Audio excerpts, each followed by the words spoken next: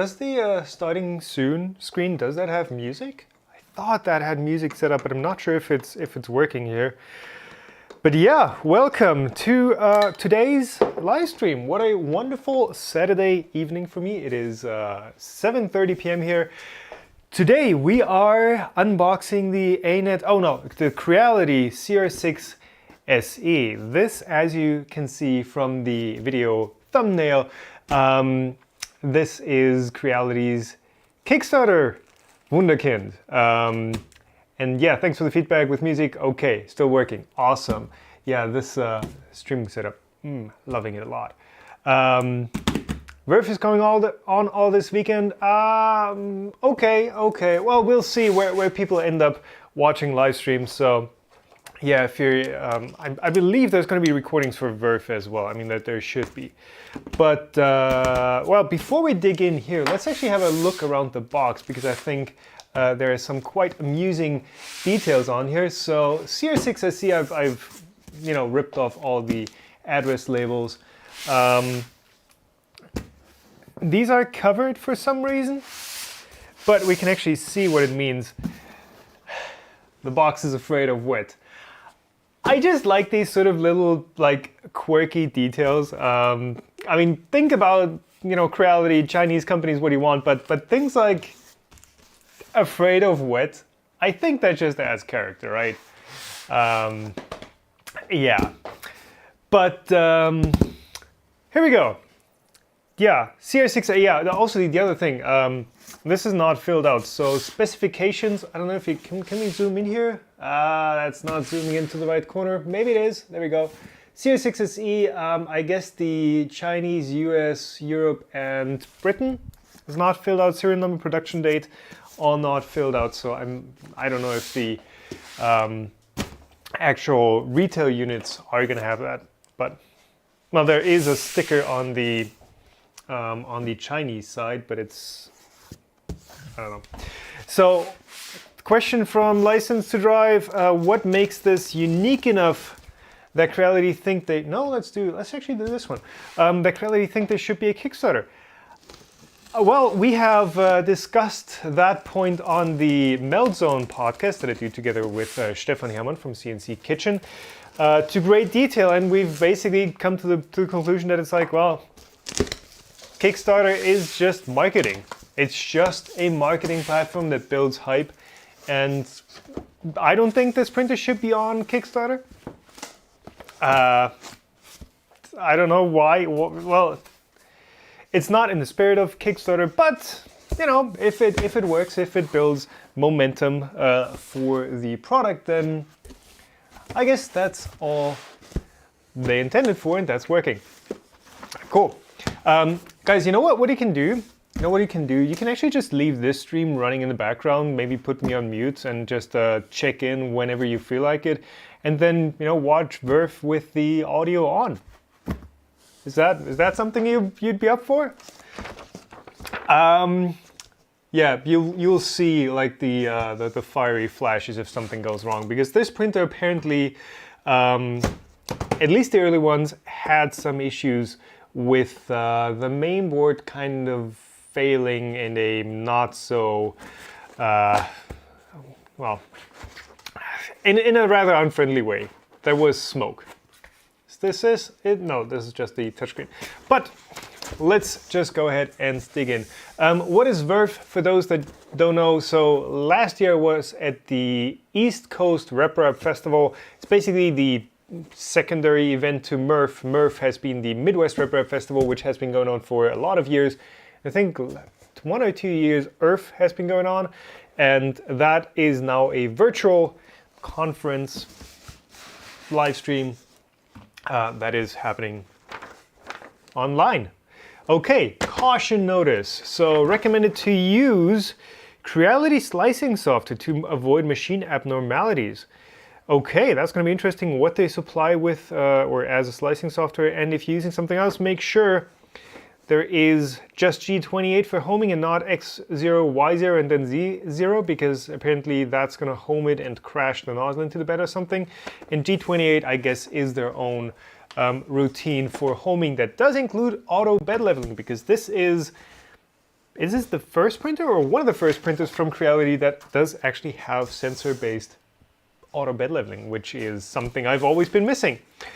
After sales, after sales service card. If you short contact on the hot end like an idiot, you fry the main board. Well, that happens on any printer. Service card, warranty, is that? No, that's not blacked out. A sticker, triangular, and a little manual. I guess that's also going to be the assembly manual. Do not place the print in any way other than described herein, yada, yada, yada. Description of parts, spec sheet, 24-volt system, that's cool. And the assembly, which we are going to look at in a second. Focus resolution problem? What? Where? Maybe focus. I never know where to focus this top camera because it's like, this is a lot further down than this. But yeah, this is what we're gonna work our way through once we get unpacking. I just wanted to check that there are no instructions for actually how to take these parts out of the box. This looks like a filament box. And it is. Oh, you actually get a full spool of CR-PLA. That's interesting. Is that some special type of PLA that works for this printer? Not sure if you can see this, but this is labeled. Yeah, I think this is slightly soft. This is slightly out of focus. Yeah, CR-PLA, a full 1 kilogram spool. That is nice to see. This is certainly useful, and it's a lot better than getting those little, 10-meter samples, which you're not really going to be printing anything with. We get a screen.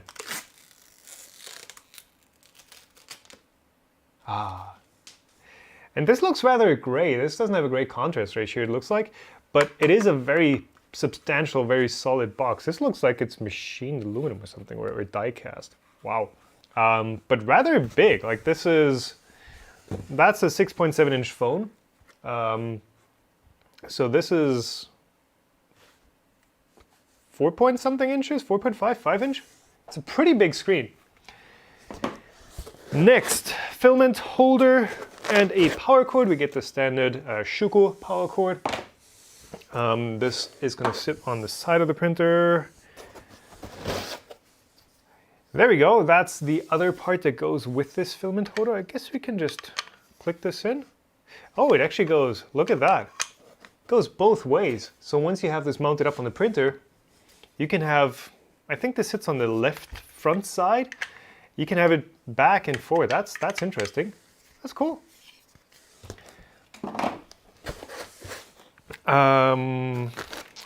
What else? We've got a bunch of screws. I guess these are for assembly. More, yep. What is this? A handle. This is an aluminum handle that you get. Let's do this maybe. Is he German? Who? Printer? No, the printer is Chinese. Wow. Wow. Nozzle Teflon tube optocoupler switch belt line. So you get... That's a 10-pack of nozzles. That is literally just 10 nozzles included in the bag. Let me show you the little baggie here. Where are we at?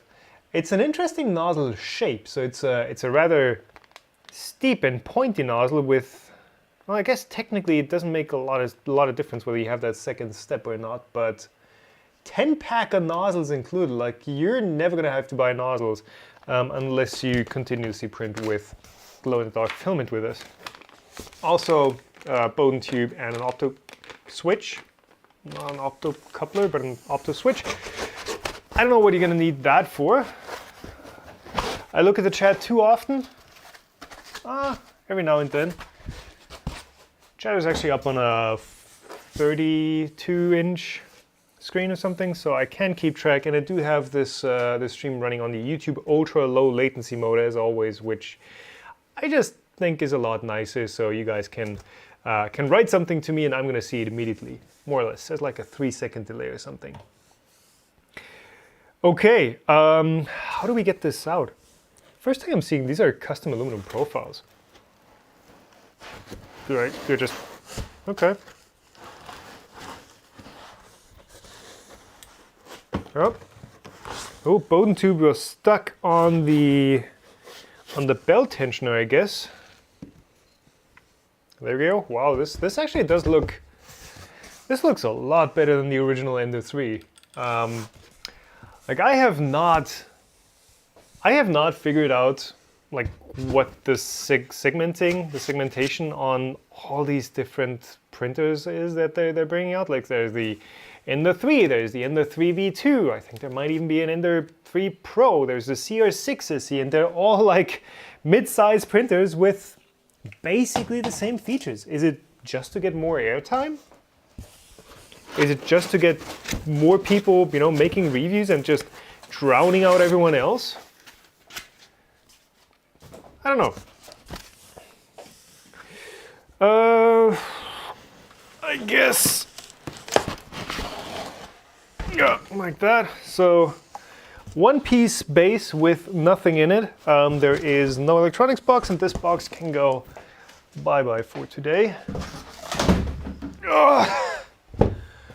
Whew. That's pretty substantial.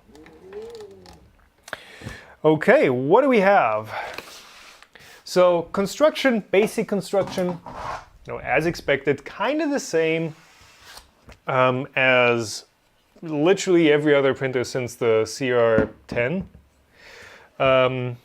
Couple details that I'm noticing which kind of make this one unique. So maybe let's switch over here. Obviously, so toolhead obviously still running on the classic V wheels.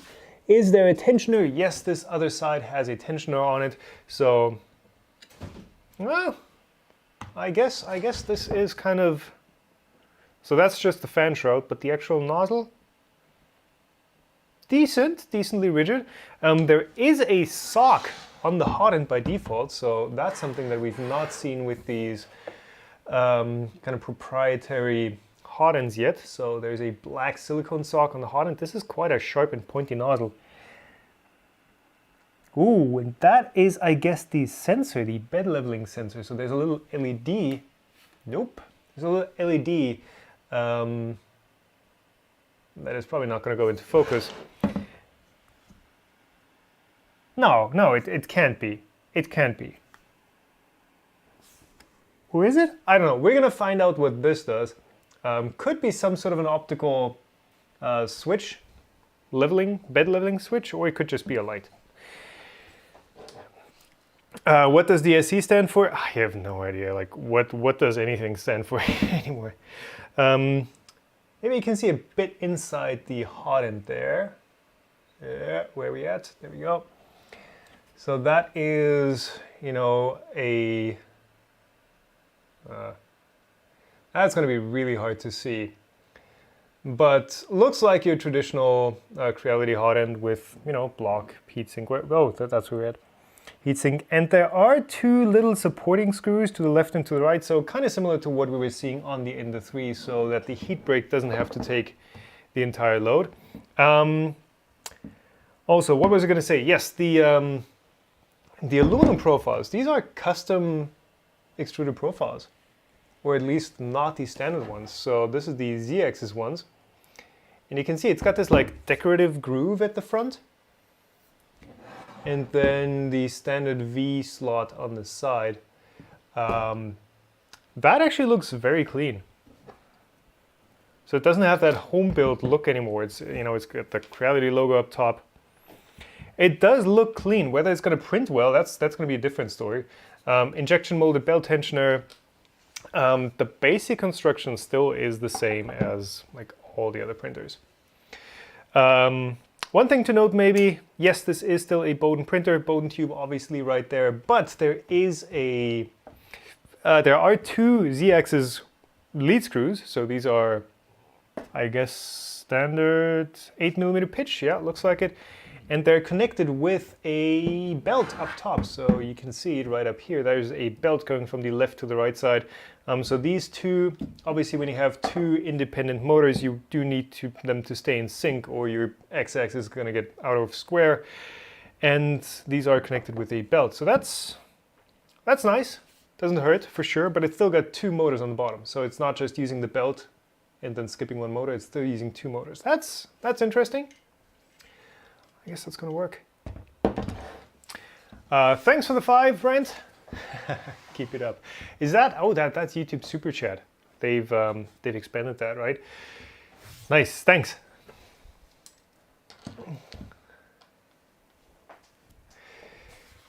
See, yeah, well, Stefan experience. There's a strain gauge built into the hot end for leveling. Ooh, I'm gonna have to take that apart, but only after I get this thing printing. One quick note right there, you can see that that is a milled flat area on the profiles here, and it looks like it's been milled before assembly, but that is interesting. So that gives you a positive stop once you lock in these profiles and assemble everything, but also it makes sure everything is square. And I guess these ends then, I don't know how these were cut, but you know, the way that these ends were cut, if these aren't straight or if these aren't square, then your entire printer is going to be out of square, and all your prints are going to be out of square as well. So it's nice to see that there is some precision machining going on. And thanks for becoming a member, Jean-Marc Straufen. Sorry. Welcome aboard. Should we, anything else you guys want to see before we get this thing together? So I guess specs wise, oh, that's nice. We have a, oh, that's not so nice. So the bed is completely loose. There's V-wheels not tensioned at all. But it does have a glass quick release. I would have liked seeing a flex plate. Flex plates are just so nice to work with. But I guess you can always put those on as an option. Just straight onto the aluminum. Hold on, how is this? Oh, there's a subframe, okay. I was gonna go like, if they're screwing the V wheels directly into that, then that's not a good design, but okay. Yeah, again, this is completely loose, but this is an interesting wire design. Like big, thick cable there. And a bit of a kink release stopper there.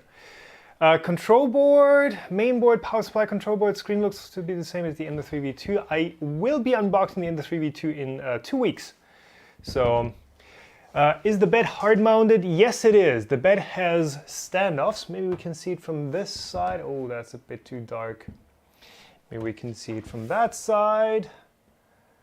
So there is the bed. And you can see it's just standoffs. So there's no adjustment, there's no springs, there's no nothing on this bed. It is literally just standoffs. So this is very rigid. However, the Y-axis wheels will need some adjustment. We're gonna see if that is actually being brought up in the manual, because I know with the Artillery X1, that was something that they explicitly had in the manual, which I appreciate. We're gonna see if it's in the manual here, and if not, I guess we're gonna do it anyways. I don't know. Simply tension it, yes. Peek at the control board, 32-bit, I would assume it is. Wrench in the drawer. Okay, apparently there is a drawer. Joel just replied to me on Twitter. Yes. So this is kind of hidden for whatever reason. But there is a little drawer that you can pull out. And it comes with, this is a painter's spatula for like oil painting and stuff. Interesting. Stickers, an acupuncture needle for clearing up your nozzle. The tiniest, cutest little flush cutters that I've ever seen. Look at that. Are these? Yeah, these are locked. Look at that. These are cute. This is the standard pair that everyone includes, and these are like little tiny. Okay. We get the nozzle swap tool. Really easy to break off cheap nozzles with this one. We get a SDXC and a micro SD reader. So I'm assuming there is a micro SD card in here. There's a label this side up. Okay. There's no card in here. we're gonna have to see where we find a card and a few spares. We get 2 more nozzles and a set of Bowden couplers. Oh, there's the card. It's a NetAC 8 GB SD card. Then we're gonna drop real quick. Okay, and a little wrench. So I guess this is the wrench to adjust your V wheels, as well as a little tiny hex key set. Interesting. And we've got Joel in chat, and we've got Simone in chat as well. Hey guys, good to see you around. When have they shipped this one to me? It's gotta have, it's gotta be like 6 weeks or something old or something. I don't know. There's been a whole studio move in the meantime.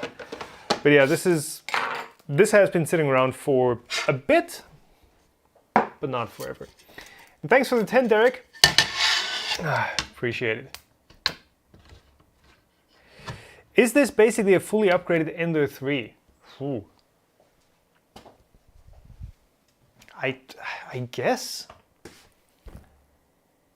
I mean, I'm gonna have to play with this a bit and just figure out what this is meant to be.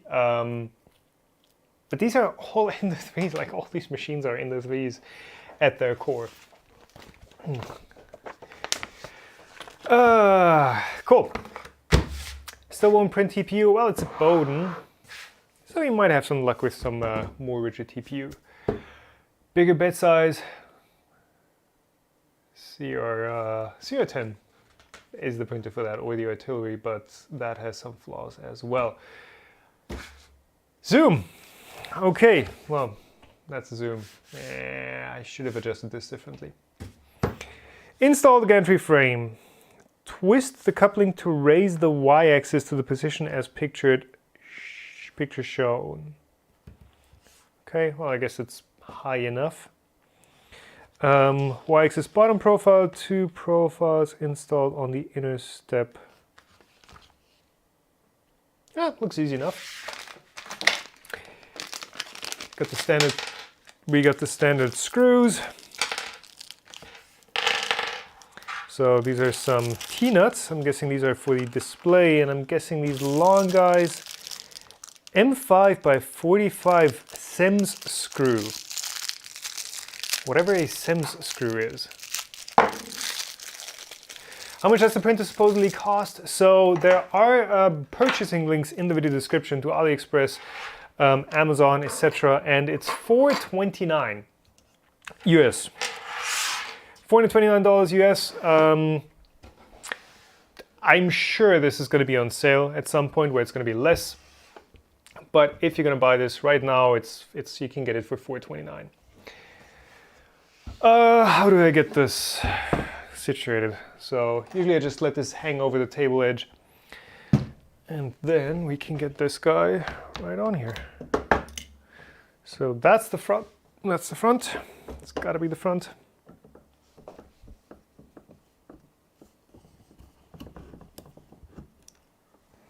Okay, so this gantry is actually, that's interesting. How can I show this? So we got this. So this, well, gantry, I guess it's a gantry. It actually looks like it's not as wide as the base, so I can't really get this centered. It's either gonna hang, this might be twisted from shipping, but I'm gonna see, because there is a little groove, and that's in the groove now, and that's butted up against the stop, but the other side I can't really get. There you go. I actually have to stretch this one apart to get it into the groove properly. You guys are seeing that, right? I guess I'm just gonna tighten down one side and then try to get it in on the other side. I wonder how many people are gonna mess that up when it's not just gonna drop into position and they're actually gonna have this thing assembled crooked.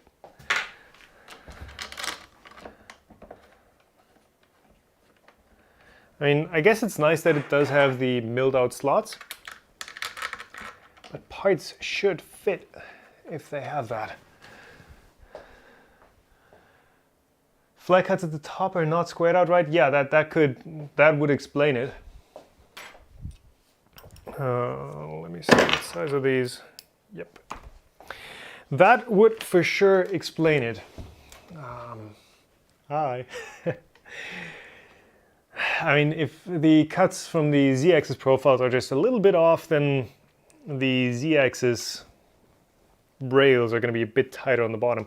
Now, if these are not squared up, that's also going to be a problem for the Z-axis riding well, because it is fully constrained on both sides. I guess if we do move the X-axis crossbar down, then that is going to push apart the profiles a bit further. But the manual said to push it up, and I think it's up far enough. Maybe let's try it anyways. Come on. There we go. So the base frame still is the traditional V-slot profile. So this is a 2x2 or a 40x40 millimeter. So if we crank this down, thankfully this does go rather quickly.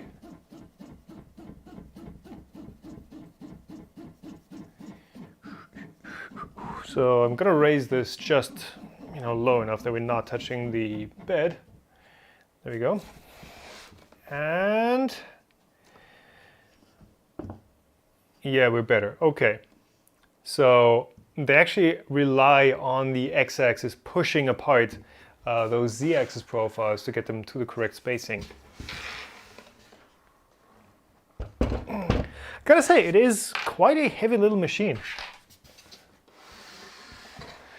Upgrade to rails, toss the V wheels. I mean, yeah, I do prefer rails over V wheels, but as always, this is a printer that I do intend on reviewing, and I do not want to upgrade or modify the printers that I review before I do that review, because, I mean, that would be kind of unfair, right? Here's a fully kitted out Ender 3 versus a stock CR-6 SE. Which one's going to be better? I don't know. So yeah, this printer is going to stay stock, obviously. But yeah, some design choices like rails versus wheels I would prefer, though it's also costing, I guess. The rails do add a bit of cost overhead, and at that point, like, you are getting way outside of that affordable price range. By the way, what do you guys think about the price of this thing? So now that it's like actually available and out in stores, it's, like I said, it's $429 US on Amazon. I'm guessing on AliExpress it's a bit less, but then you're gonna have to add imports on top of that. Is that, like, where does this printer fall? What price bracket is this for you? Is this an affordable printer? Is this like something you look at and be like, oh, this is basically a Prusa competitor? Because on the spec sheet, it looks a lot like that. Is this something that you see as a premium Ender 3? Like, this is a price point that we've not seen a lot of printers in. Let's just put it at that. And while I get chat to scroll a bit faster here, let me see what's next. Gantry frame, we've done that. So this is quite rigid. This table isn't perfectly flat, but yeah. Display, and this goes up here. Okay. So there's no cover on this side of this V-slot profile. As you can see, it's just blank. Just a square cut, and the screen goes like that. Screws right on. Okay. The Z stopper on the left doesn't seem adjustable up and down. I don't think, well, it doesn't, the Z stopper, it does still have a Z end stop. That is interesting. So on the left here, there is still an optical Z end stop. Why would it need an end stop when you have Maybe we can get that in focus camera, please. Yes. So there you go. There's a flag and an optical end stop. Why would you need that when you have bed leveling? Because bed leveling basically becomes your Z-min end stop. Let me see. Bought this instead of Prusa, Premium the 3, clearly gunning for the Mark 3S market. Yep.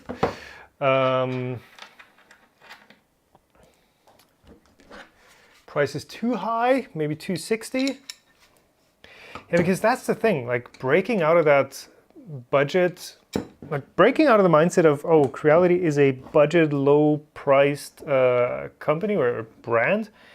Breaking out of that and making something that is a bit more expensive, that can be hard. Tops out to sync the Z motors. Why would it has a belt? Why would it need to sync that? Backup end stop?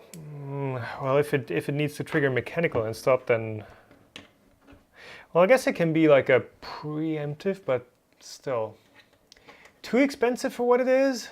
I'll take my Prusa over it any day. That's interesting. I mean, Prusa obviously is a more expensive printer.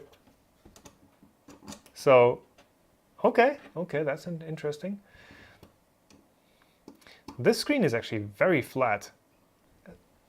This is like super low. You can see it's almost completely horizontal compared to like on the Ultimaker where you literally have a small OLED screen in the front and you have to look at it like that. And I guess this works for just using it on a workbench, right? Gotta see what the viewing angles are in this.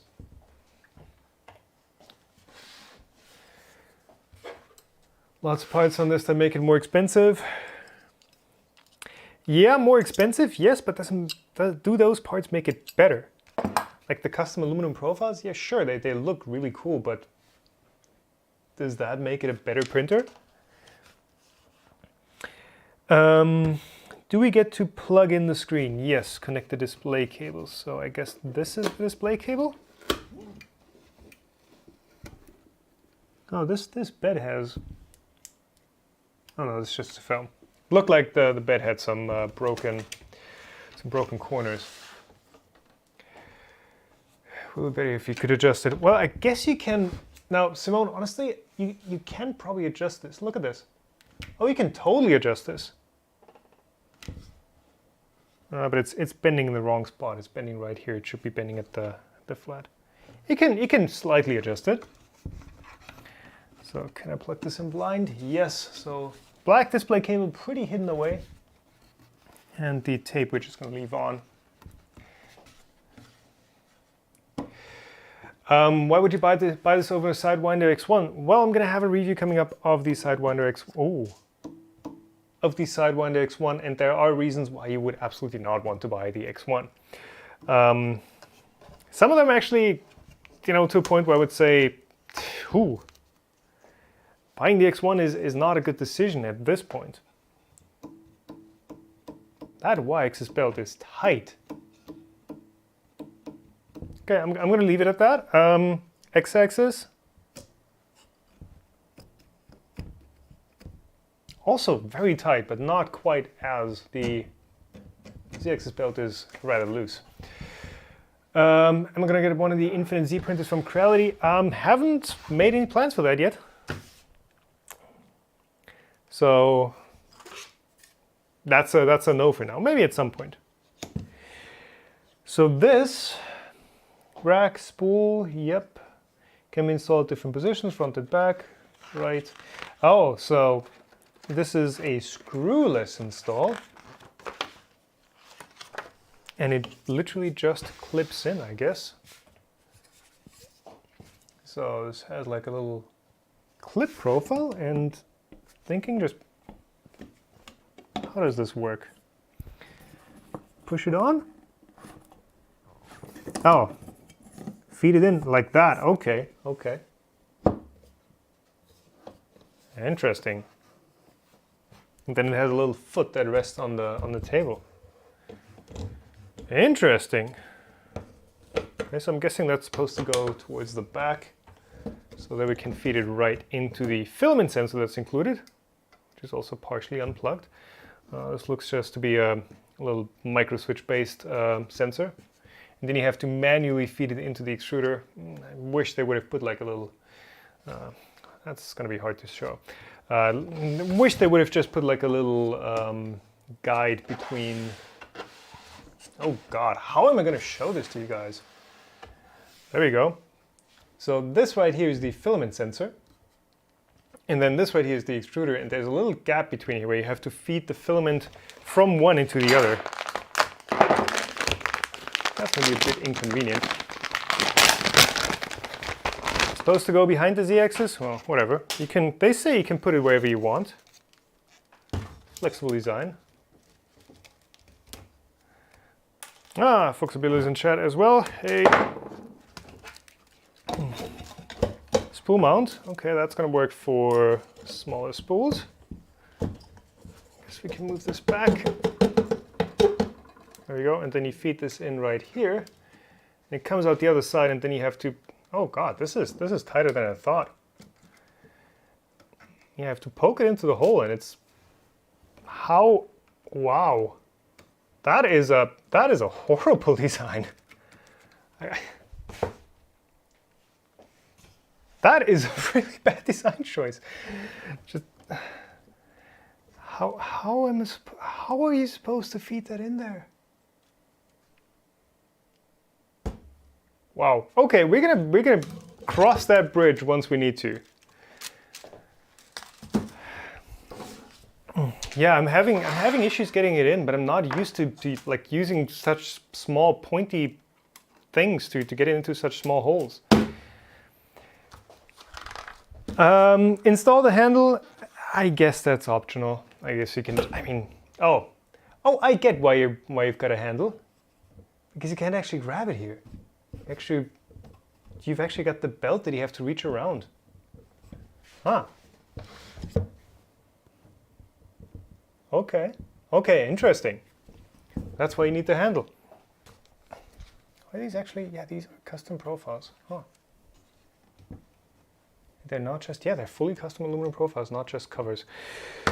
Easy to replace and adjust the belt. I'm hoping we're not going to need to adjust the belt or replace it. Cable connection. Unlock the extruder. Well, if the filament's not going into the feed hole, then like there's no point unlocking that. We need to plug in Z motors. Cool, those are on the gantry. Loose connector there. I guess I'm going to plug that in right here. It's the optical end stop. What else? So there are these cable ties on. Nope. Yes. There are these ties on the Bowden tubes. I'm guessing we're going to clip whatever cable this is. I'm guessing this is the extruder one. There's a little locking connector for this ribbon cable. Okay, looks good enough. I'm gonna have to, we're gonna have to see how long that ribbon cable actually lasts in a way, because it's not mounted in a way where it's just flexing the ribbon the way it's intended. So on a ribbon cable, that's the connector right there. Ribbon cable can flex like this pretty easily. It can't really flex like this, but the way it's mounted is it's going to flex like that. So yeah, that's going to be something that may fail at some point.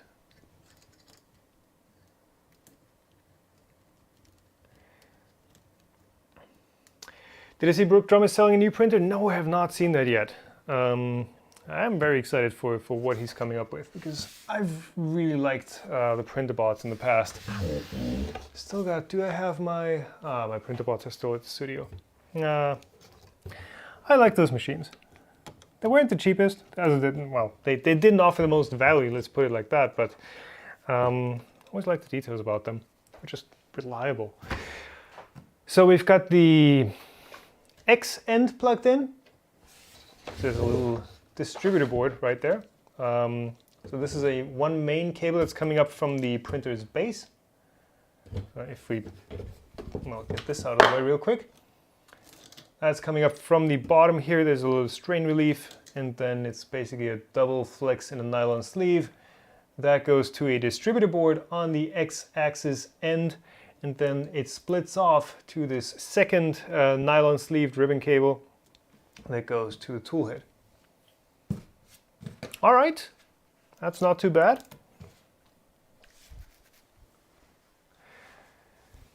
That ribbon cable is going to die over time. Aren't we all?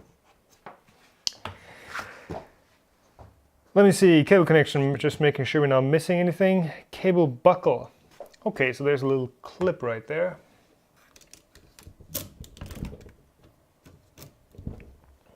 That's keeping that cable locked in. We've got that. Check that the power supply is at the correct voltage. Okay, we're at 230. That's back here. So, nope, this side, 230. That's correct. Interesting to see that they're still using passive power factor correction power supplies. Those are the ones with the switches. The power supplies you're seeing in desktop computers, for example, have active power factor correction, so they don't need that switch. It's just a result of the different design. So if you put that switch in the wrong position, especially if you're on a 230 volt grid and you set it to 115, like this thing is just done. You're going to get lots of smokes, lots of bangs, unhappy explosions. The mean wells, I think the mean wells do have active PFC. Spool holder is mounted wrong. No, the spool holder is mounted absolutely correctly. It says you can mount it wherever you want. I have the script to prove it. Righty then. So I guess we are done with the mechanical assembly. The mechanical assembly does not mention anything about tensioning the bed. And this bed at this point is probably not very usable. Like this is, we're touching with the hot end. Okay, the hot end is completely crashed. So this bed is like bad. Does the average user who buys a CR-6 SE, do they know to check for this? Do they know how to adjust the tension of the V wheels? That is something I would probably answer with no, and I'm also going to answer no to, is this tripod actually locked down enough? There we go, that's better. So that is very bad. That's a very bad tension on the, or almost non-existential tension on the wheels. Does it get better at the front? Not really. I'm going to adjust this because we all know what's going to happen if you don't adjust it. The leveling is probably not going to work properly if it's a force sensitive resistor or a strain gauge or something. If this wasn't an auto leveling printer, probably this would be fine. Probably this would print just okay. There might be some issues with, layers not totally lining up, but in general, this would print okay. But on this particular printer, I mean, we know what's going to happen if I don't adjust it, so I'm going to adjust it, but keep this in mind. This is going to be a deduction in points for Gryffindor for not making this clear in the manual, or just not adjusting it well from the factory. So let's get this peeled. So it's a glass bed with a protective film.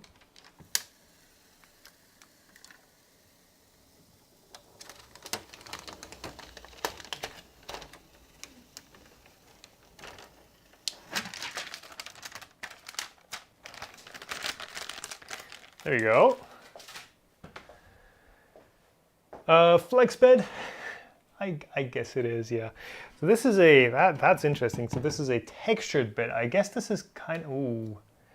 Yeah, GH5 is not having a great day. Small sensor. I guess if we take it off, we can just show it. I said if we take it off. Hello? Can you? There we go.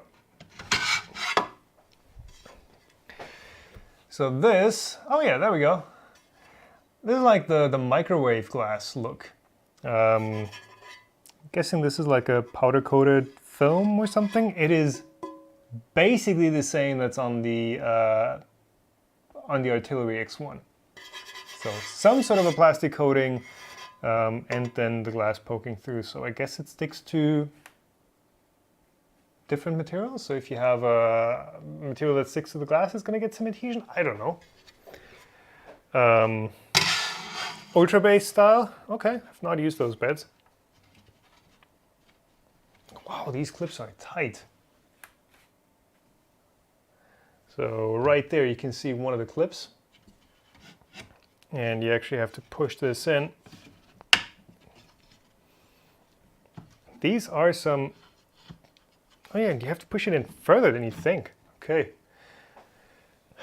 You guys saw that, right? You guys didn't just see the big fat cable going to the y-axis.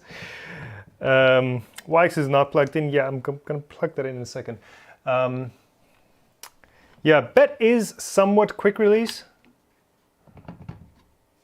It's a bit tighter than I would comfortably want to use, but it's okay. Where do we plug this in? Oh, so Z-axis. That's the Z-axis motors. Okay, so that goes there. And then there's another one over here. They've got this textile tape.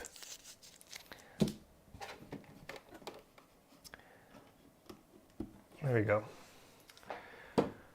Okay, all plugged in. Got these. All plugged in. I guess that means we tighten the bed before we plug in the printer to the grid. And maybe blow some stuff up. I don't know. If, when do these printers typically fail? How can I actually give you guys a... No. The thing with these printers is there's so many like tight little angles that you can't really... That's better. That it's kind of hard to get a camera into.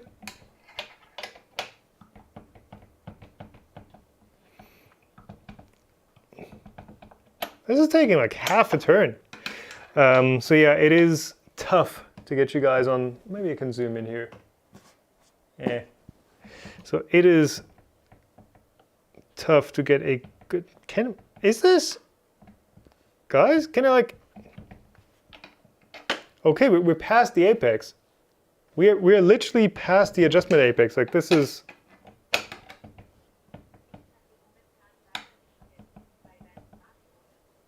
Oh no, I was turning it the wrong way. Okay.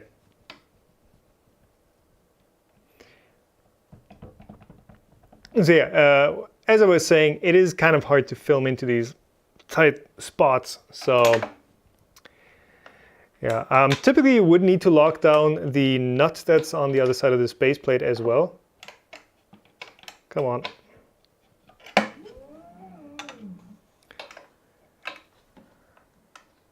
And this one's okay. So we are, yeah, that's a lot better. That's rigid. Okay. Whew. Better.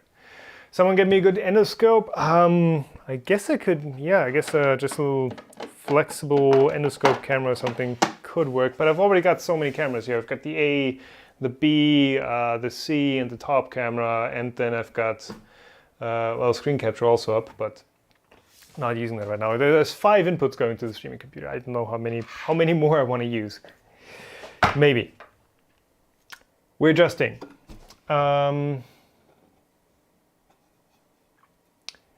Yoav saying, after turning on, sometimes the switch is bad or the printer stops working and takes out smoke from the motherboard. Okay. Blow it up. Tighten the bed screws. Bed screws? Which bed screws? That's the bed screws. Okay. Anything I missed? Turn the wheels by hand. Yeah, they're very tight. I've adjusted these before. I know how to do that. Select the correct input voltage. Damage can occur. Connect the power cord and turn the power switch on. Do not connect or disconnect the cables when the machine is powered on. Okay. Okay. I guess time to plug it in. Time to see what happens. Bit dark in your room. Camera settings. Maybe I can... Yeah, it's just I've not figured out these color profiles for live yet. I've got it figured out pretty well for doing like recorded stuff. But if we live streaming, it's still a bit of a gamble. Crushing my blacks a bit too much. Do not plug USB with power, only data, if not smoke. I have no intention of connecting this to a computer after I saw Joel. Was it Joel? I think it was Joel. With a very damaged USB cable or something that went up in smoke.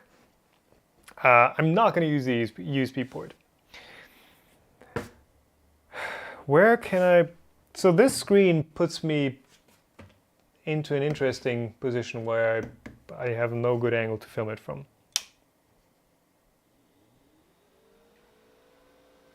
Okay, we've got a boot screen. Got some dot graphics.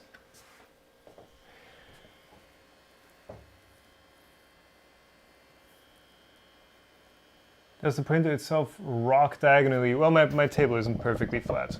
So this IKEA table is bent. So no physical controls on this screen at all. Let me see, from this angle you cannot see, I guess you can see a bit. This angle? Well, I guess we can make that work. I guess we can make that work. So no physical controls, which means temperature adjustment and scrolling through things is going to be a bit hard. Let me see. The screen looks good. Viewing angles seem good. The graphics are nice. It beeps, which I could do without. LED. Oh, that's the LED. Okay. So it's just a... Is this really just a blue LED on the... Come on. Why wouldn't you do white? Language. What do we have for... We have no languages. Okay. Literally no languages. It's just... You can choose any setting for language. Oh. Oh, it flipped. Oh, you actually have to. It's not like a toggle. Yeah, this is gonna be horrible for focus. So you have to press the left side of this to switch it to Chinese. Info gives you the bed, the print size, printer size, back. Okay, looks okay. Preheat settings, move, feed settings. I've seen way worse LCD screens, I gotta say. So I'm guessing manual, next step is simplified Chinese. Okay. You need to tap the other side, which is not how buttons work on touch UIs typically, but okay. Level the platform. Is that doesn't... you can't really see what's happening on the screen there, I guess. Select level to automatically level. Okay. So let's do auto level to automatically level. Wait for the temperature to heat up. So it's automatically setting the temperature to 120. I'm guessing that's just to soften up if there's anything, in case there's anything on the nozzle. And let me see if there's actually... I can't tell, but the nozzle doesn't look super shiny, so I'm guessing this machine is factory tested. Turn the beeper off. P-lane, ABS, I guess that's just the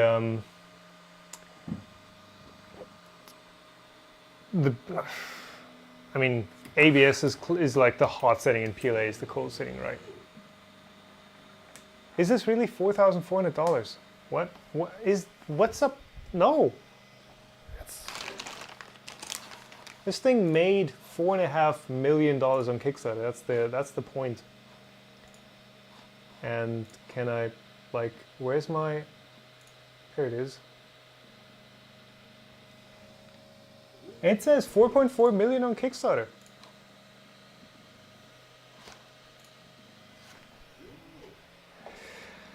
Um, 120 will soften it at least. Really fast heat up, yes, but that is to 120. You gotta keep that in mind. Your thumbnail says 4,400.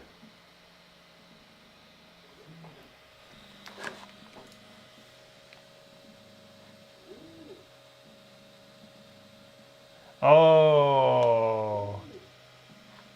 Oh, I get it. Okay.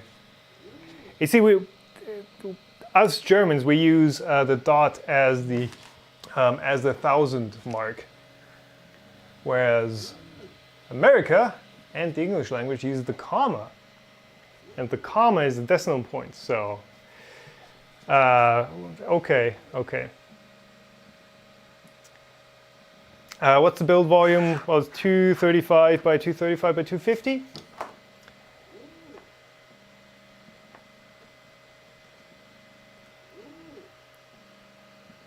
It's doing a bit of leveling, and the screen is, there you go. So these turned white. These were gray before, and wait and start leveling. So are we leveled? Doesn't say anything. So it's done the leveling. It's like, okay, wait for the temperature and start leveling. Can I click each of these? No. I'm guessing that's it. During the leveling process, please do not touch the Teflon tube and nozzle cable. Preheating, method 1 and 2. Hang the filament over the filament holder. Cut at 45 degrees. Okay, load filament. But it's like the image is literally just showing like where is it? There. So that's the problem I was having earlier. You push the filament in and it doesn't just slide into the extruder like that. This little point between here and there, that is so hard to get it through. That's gonna take a bit. I've got my needle nose pliers ready, just in case, but yeah. And start printing. Oh yeah, we've got the Creality slicer. Oh, this is actually Creality slicer. This is not, I mean, it looks like it's, what are you based on? Oh yeah, it's Cura. It's Cura 3, 4, whatever the Cura number is right now. But it's actually called Creality Slicer, and it's their own software. So we are gonna try that out. Oh, they're using a Benchy. File names must be, that's interesting. File names must be Latin letters or numbers. I guess Arabic numbers also work. Not Chinese characters or other special symbols. I wonder what happens if you put a smiley, an emoji, into the file name, because, you know, emojis are valid file names. Please refer to the slicing instructions and then start printing. I guess we can figure that out. Oh! Mainboard shot in the manual. So if you're interested in what's used in here, this is it. Creality has their own mainboards. And then a bit of a troubleshooting guide, 1 page of troubleshooting. I'm gonna have to look through this and see how useful this chart actually is, but it looks like it's covering a lot of bases. It's good. Okay.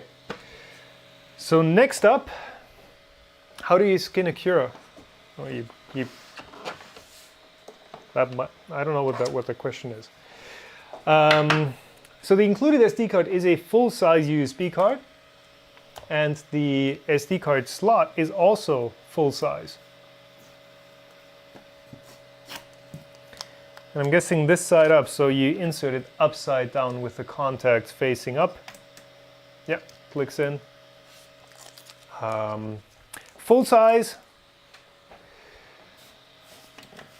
I actually like full-size cards better than micro SD. There's no size. There's no reason that you have to save space on a printer like this and use micro SD. These are so comfortable to use. Obviously, using all my cameras, but yeah, micro SD can be really fiddly. So that's nice. Cold bed leveling. Try to use a name over 25 letters. Ah, wow. Have to move the example files to the root. Won't read folders. Okay. Try umlaute. I can. Okay. Didn't get an SD card with mine. It's a USB dongle. So there is an SD card included, but there's also a... Is it in here? Yeah, there's also an SD card reader included in mine. So that goes in there, and then you have a reader, obviously. I'm just going to pop this into the laptop and see what's on there. Let me see. Task Manager, bye-bye. So this is the same laptop that I've been running. Let's get this one out of here. This is the same laptop that I've been running everything else on. And I've cable managed my cables too short. Fantastic. Oh God, this is gonna be awkward. Extrusion mechanism installation instructions. Okay, I mean this is all pre-installed. We don't need this. User manual, we've worked through that. Software and drivers. Troubleshooting.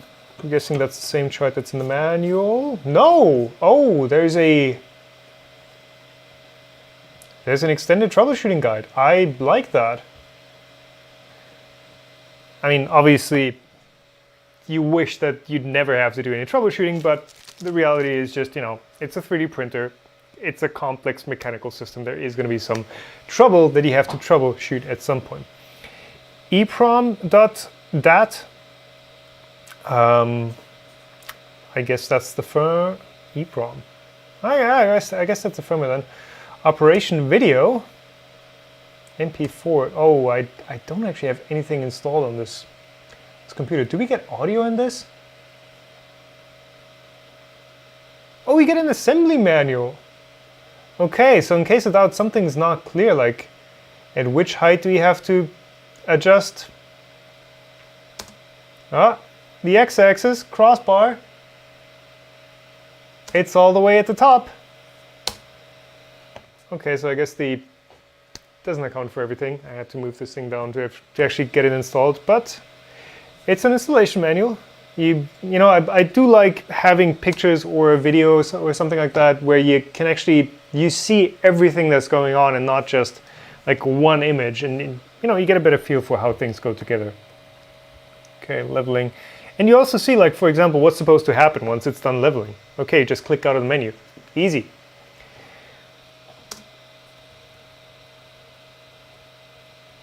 Oh wait, do we have to? Oh, we also have to do that? Manual didn't say anything about that.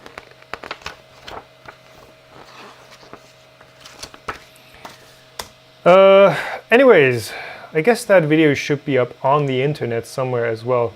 Model, what do we get here? Come on. Cat, dragon, Eevee. I'm hoping these aren't just, do I want to use Repetier host? I guess that's what scrapped the defaults.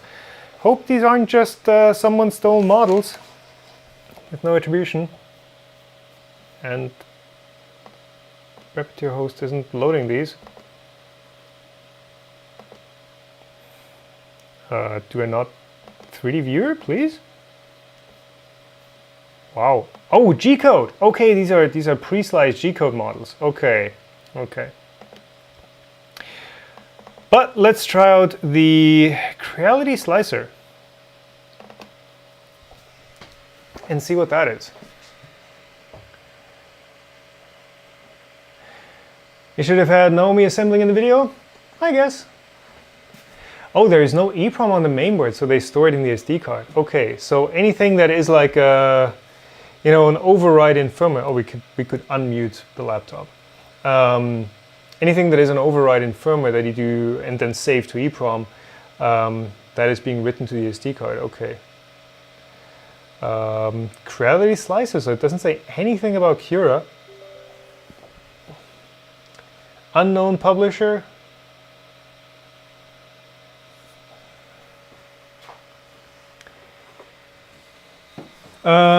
Be careful with some of the G code. How many versions of Cura are already installed on that machine? Not too many, I think. Just print the Prusa doc. No paper needed to level. Yeah, I mean, that's the nice thing about doing a strain gauge or force sensitive resistor on the hot end, is it actually physically touches with the nozzle tip onto the platform. So there's no, like on the Prusas, obviously you have the sensor that might be at a totally different height than the nozzle, and you can adjust these with a different offset. And here it is literally the part that is going to be printing. So,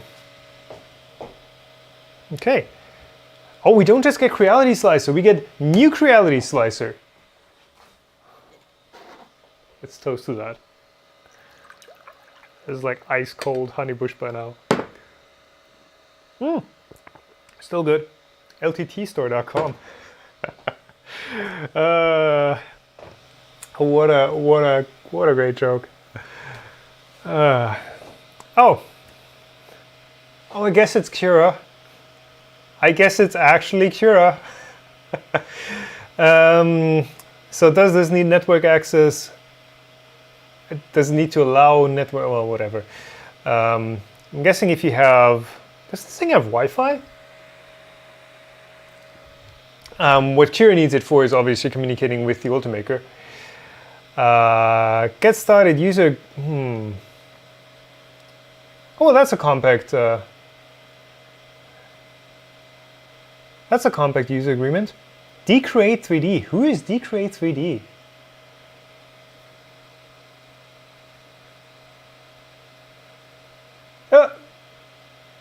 I thought it was lagging. Okay, I guess.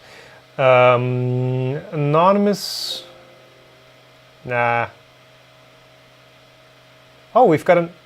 I wish I could zoom in here, but it's the usage data is it's an Ultimaker S5 that we're configuring. Cool.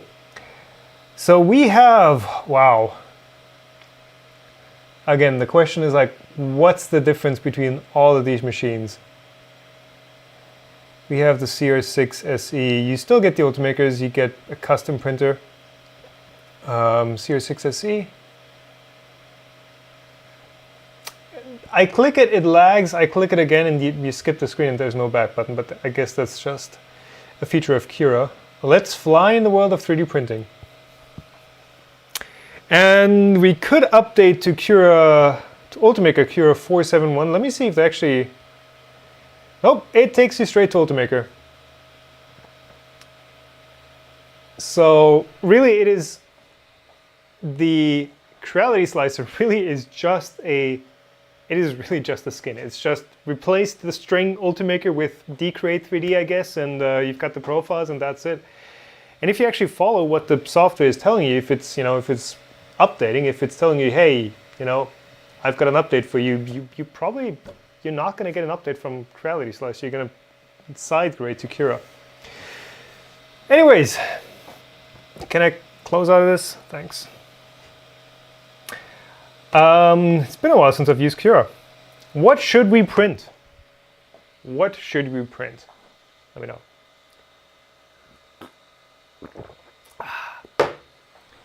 Oh, and I've probably looked. I've probably lost chat here. Free rootkit. Yeah. There is a reason why I'm using an air-gapped computer here.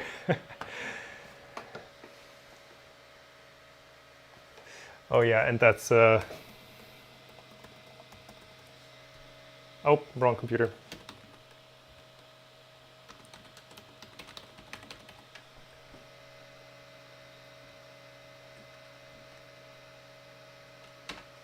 That's the joke.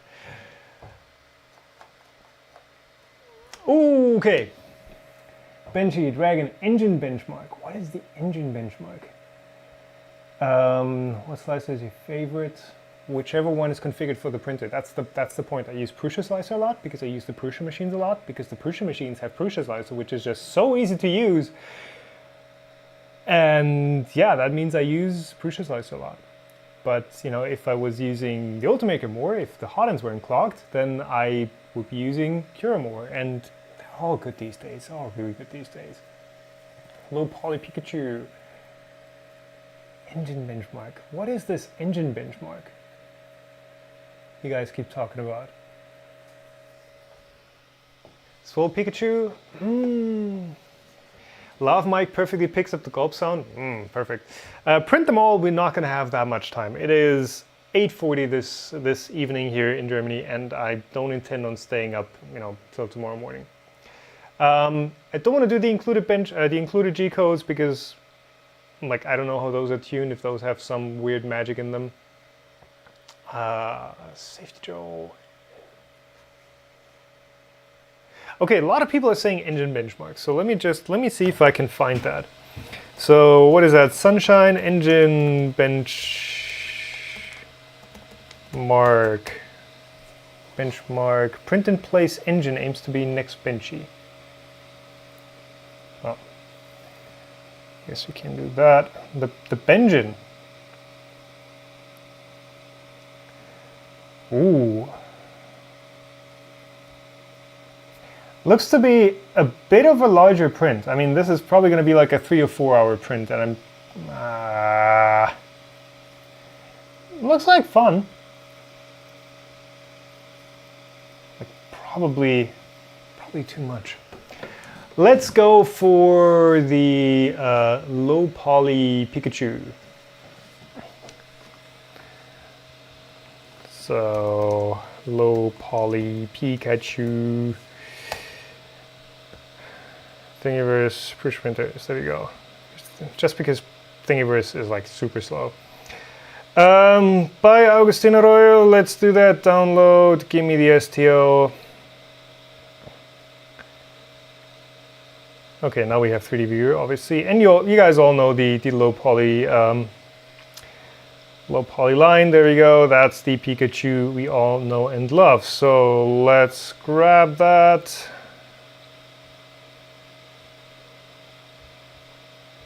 Doesn't have touch controls. It's a bit disappointing. Also no touch zoom. What is the profile here? What is our default profiles? What are we doing? Layer height is non-adjustable. Not supported. We're doing 20% infill.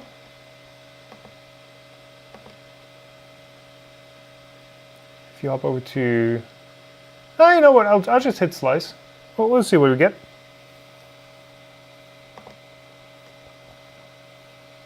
2 hours, 21 minutes. 2 hours, 21 minutes. Okay, we're saved. Let's see what a benchy is. Let's just, for reference, let's do... Do I even have the benchy downloaded? Yes, I do. Come on. How long does the benchy take? Sounds like a scaling issue. We're not going to do it at 15% or something, so... 72 minutes in and only starting the first print. Well, it's a bit of a 3 hours, 41 minutes. We're messing around a bit. 3 hours and 41 minutes. What is this print profile?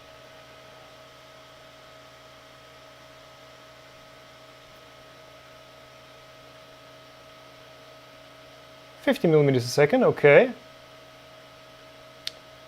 0.1 layer height as default. Okay. 0.1 millimeter layer height. Where do we get the different print profiles though? So there are not getting any profiles for...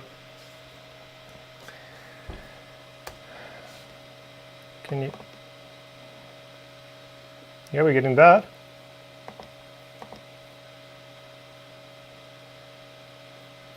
Well, let's see if the start G-code is correct. Well, I guess let's not see if the... is that just no profile at all? Because we just have not supported. You know what? Since the Pikachu is not going to take as long, let's do the Pikachu and then...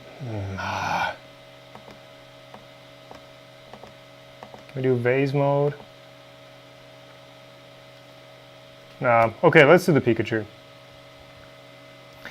And let's maybe scale it down to 75%.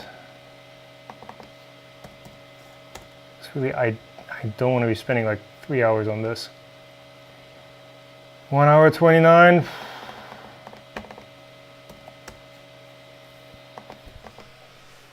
This is really going to stress cooling. Let's do this.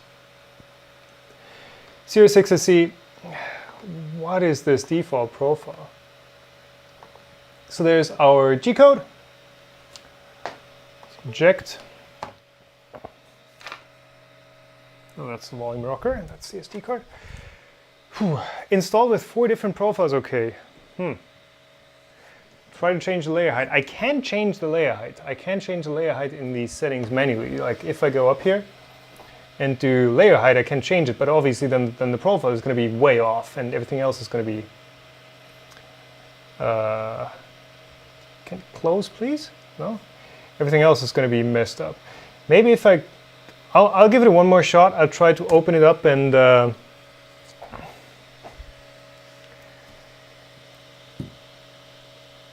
let's see if it just needs a restart or something.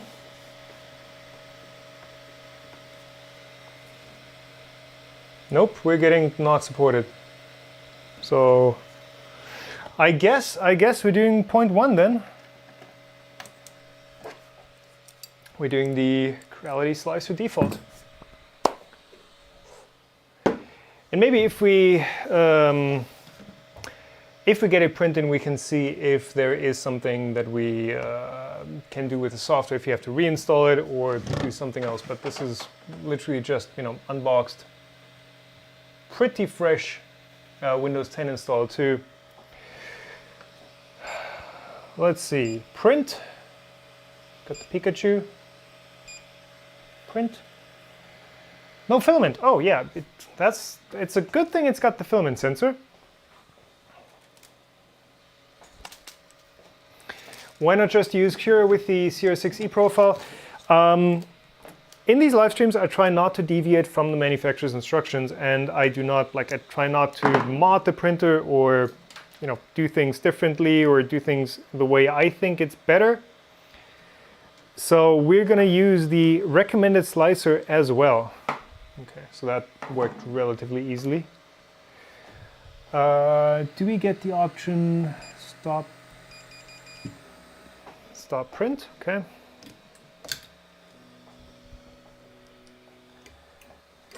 Point to in the engine. I'm going to start this print, and once we have it going, and once we're spending time on getting the print done. What's clicking on here? We can. Are we preheating? Yes. We can see if we can fix the software. Is this the power supply fan which we can hear on the hot and cold end? So there are 2 fans on here that are audible. So one is, let's zoom out a bit more, one is the fan on the hot end, and that's this one. And I can put my mic up to it. That's this guy, that's the hot end fan, that is always on. And then there's also a power supply fan, I assume, because there's like another fan making some noise. How do they feed the filament in the video in? I guess I should copy those files real quick before we get printing. Oh, also, by the way, there's a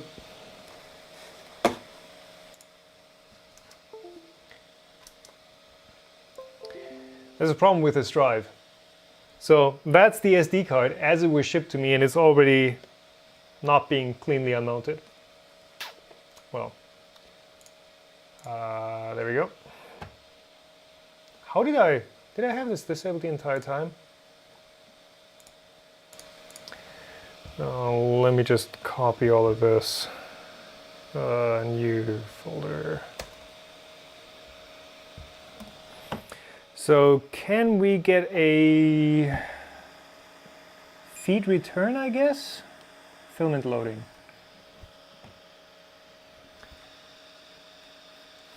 Zoom lenses with autofocus. So menu is feed and return. So if I say feed, nothing happens. Oh, we actually have to key in a number. Let's do 80. Let's do 80 feed. Is that 80 millimeters, I assume? And it is feeding, but it is feeding. Like you can barely feel it move. I guess I actually have to pull the lever and push it in by hand all the way. There you go. Yep, and it's extruding, and I'm gonna stop feeding. Stop feeding with this button right here. By the way, that's the difference between printer off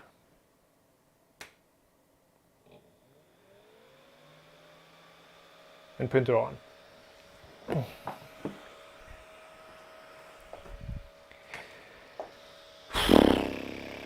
Okay, we've loaded filament, we've copied the files off so we can check how they load filament in the video. So that's again, so it should detect that there is filament loaded now. Let me see, what can we do for tune? It's a bit hard to manage.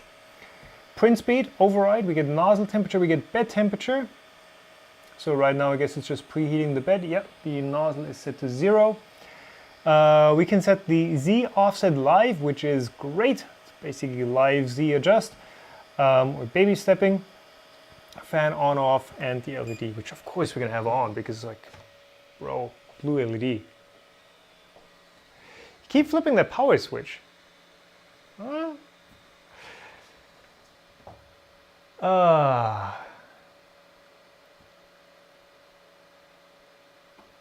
Cool. Release the lever, yes, yes, yes. What happened? So theoretically, this should now be printing, right? This should just yeah, it's heating up. Okay, the hotness is set to 200 now. Oh, by the way, I'm just using the stock white filament now. There's another fan spinning up every now and then. Yeah, you can hear that. Just using the stock white filament. That might be a bit hard to film, but we'll figure it out. No RGB. No RGB. Oh, that would have been nice. Mainboard cooler? Perhaps? You lost the bed level because you did not save to the SD card? What? Okay, we're gonna see.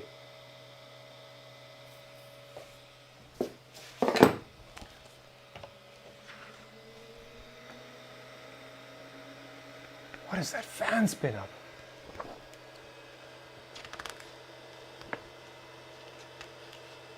There's no, you're trolling me. There's no save to SD card. It just level the bed, level the platform, and then preheat. No save to SD card.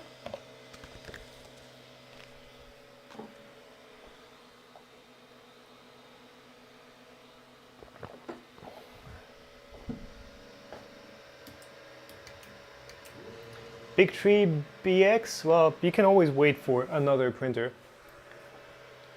Okay, so there is a bit of crap on the nozzle, which I'm trying to get off. There you go. Where are we at? There we are. It's laying down a fat line that is a bit too low on the side here. This looks like it's sticking. Yeah, this looks very well leveled.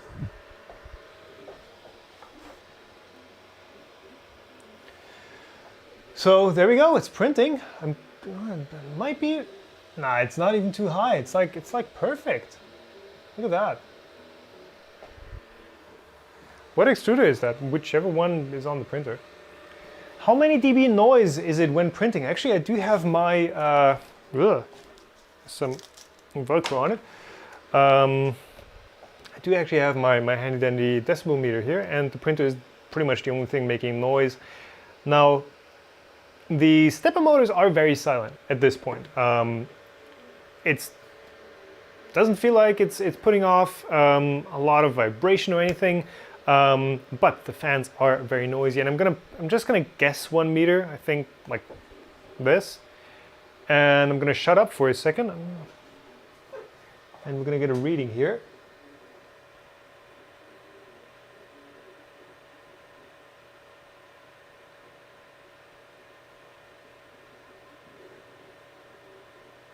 So that's bouncing between 47 and 49 decibels, which is good. It's still, like, the fans are still very noisy.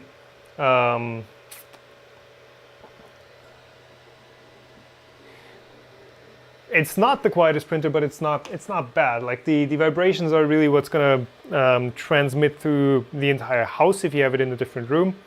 Fan noise like this, you close the door and those are gone.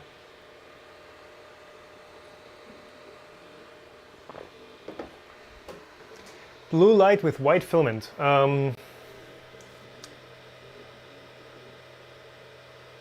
guessing that's somewhat visible, right? What if you turn the LED off? Yeah, that's better because you can't see anything anymore. GH5, come on. That's a bit better, but holy crap, that noise.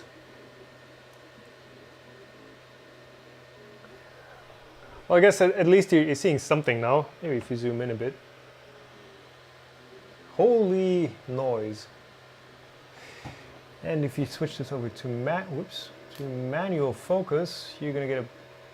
Wow, no, okay. Why are you... Hold on. Let me manual focus this real quick. Why am I... Oh, because you... Why are you so dark? Why you gotta be like that?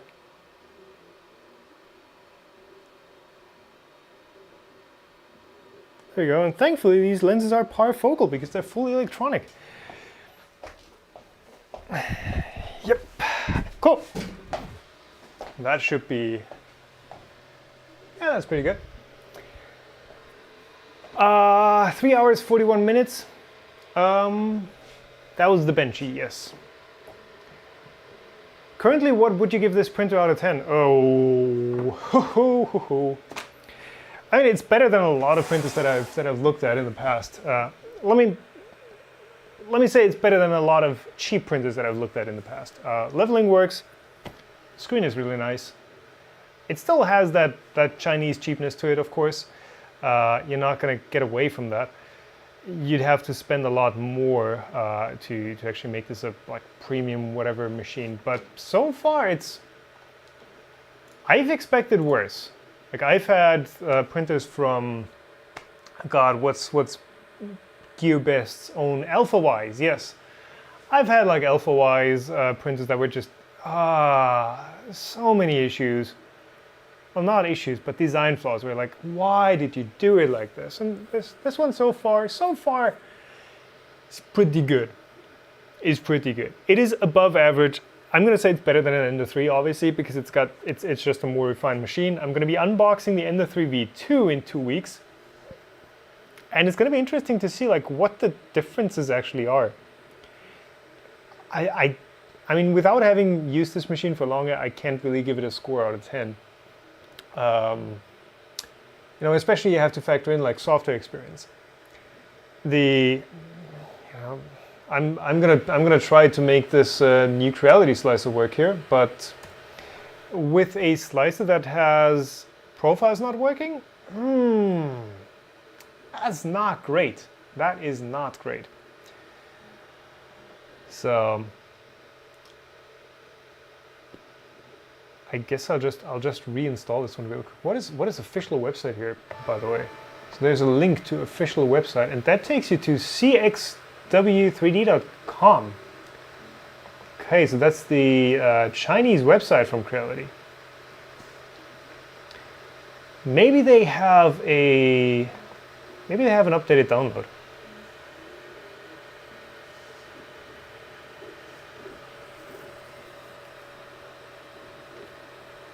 Support? Download?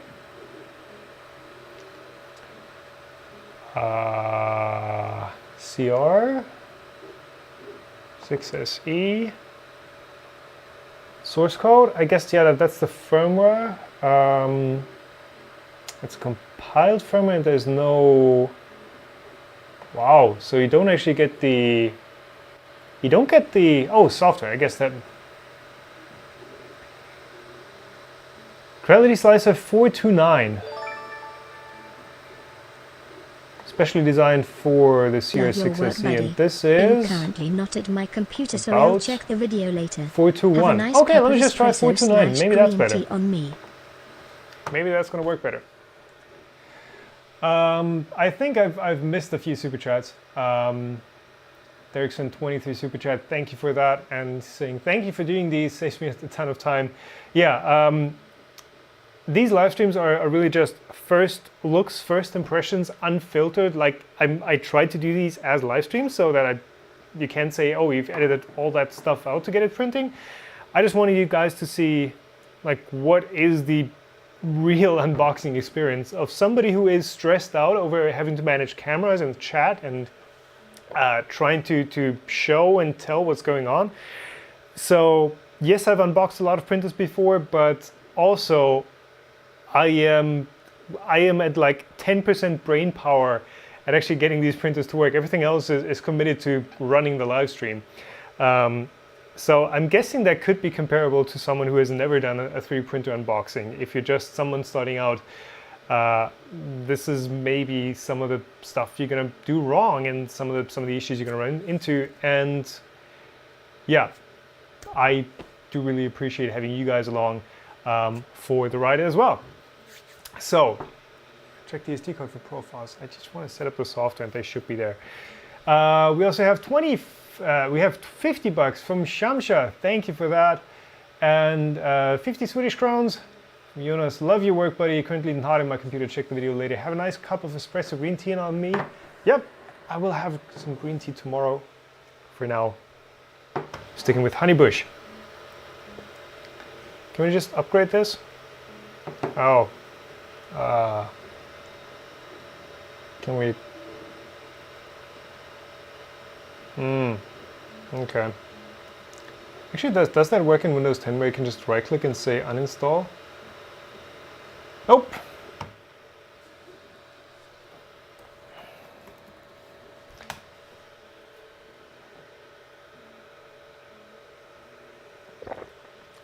You guys like that sound, right? Creality Slicer uninstall. Everyone seems to give the Sidewinder rave reviews. So the 3 issues I have with the Sidewinder, it is a generally good printer. It feels like a very solid product, but the way they're handling 230 volts and the way they're doing the strain relief here in the back is non-acceptable. It is dangerous. It's something that is going to create a fire over long-term use, and it is a factor that, or it is a design flaw that a noob is not going to figure out, and they're just going to end up with a burnt printer. I would say that is just a KO to the printer. Everything else is good, is really good, but the way they're doing that is just, it's no, full red card on that. So yeah, if you're just doing it prints well, you know, profiles are good, etc. The like superficial impressions and review thing, then yes, it's going to be a good printer, but there are some flaws, at least with the specific one I have. And also the 230 volt bed heater was peeling off of the glass sheet, I think. Yeah, so that's also going to create a hotspot if it ever falls off by itself, and that's going to burn. So just a great printer overall, but that, like I said,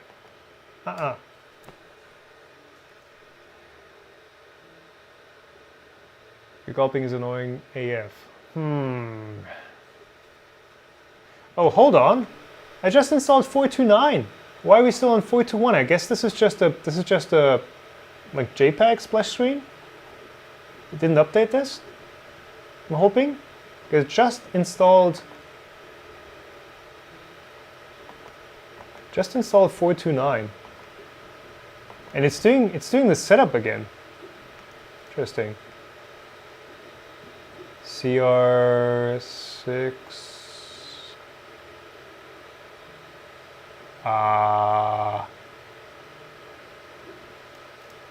Am I blind? Did we lose the CR-6 SE? So this version that he's seeing right now is the most recent version that you can download from Creality's website. This is 4.2.9 supposedly, and the 4.2.1 that was included on the SD card had a CR-6 SE, and then you go to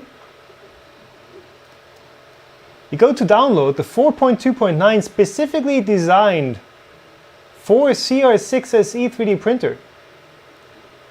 Specially designed for okay, we've already got that. And then you run the config, and am I blind, or is there just no CR-6 SE in there?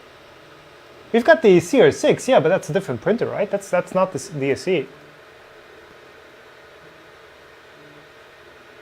You ran the wrong MSI installer? I ran this thing. Like, am I missing something here?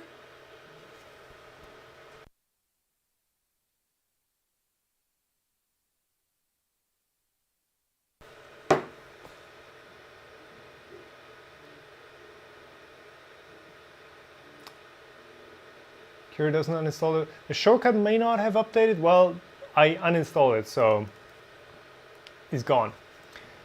Read the bottom window.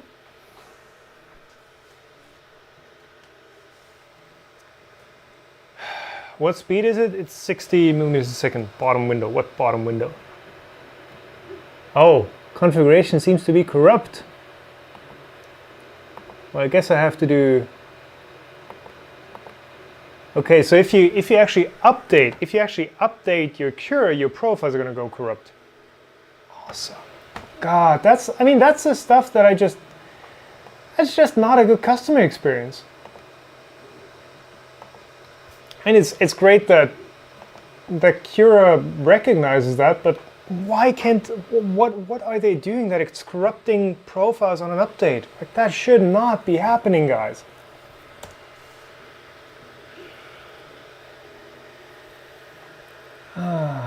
So, yeah, the message was like, okay, we've got a corrupted CR6 SE profile. Would you like to reset it? And now I've reset it, and now I get the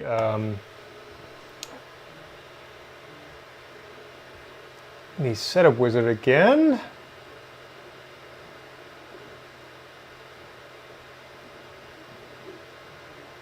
And it's still not there. Nope. Nope. Nope. Still not there.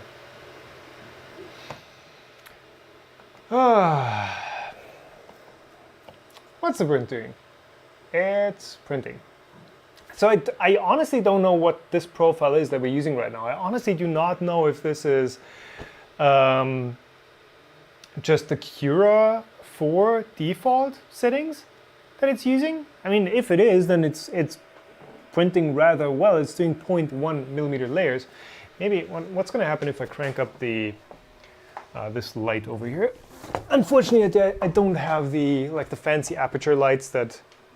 Is that doing anything for you? Oh, now we're totally overexposing. Is that better?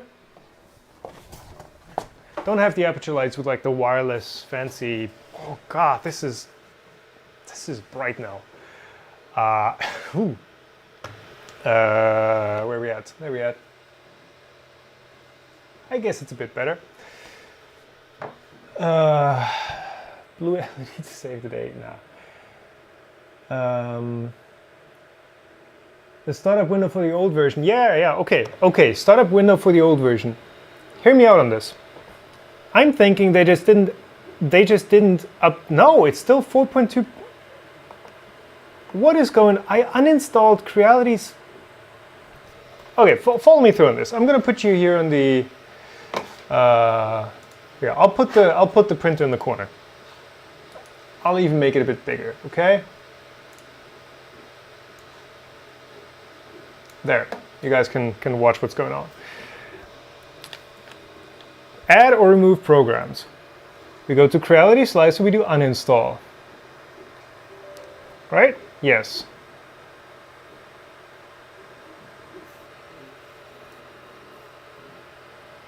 Focus would be better with the blue LED turned on.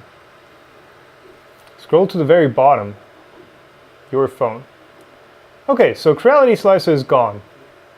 We still have Shit the Box. We have 2 versions of that. We have Cure. We have all the crappy pre-installed stuff. And also, you guys see that's where it used to be.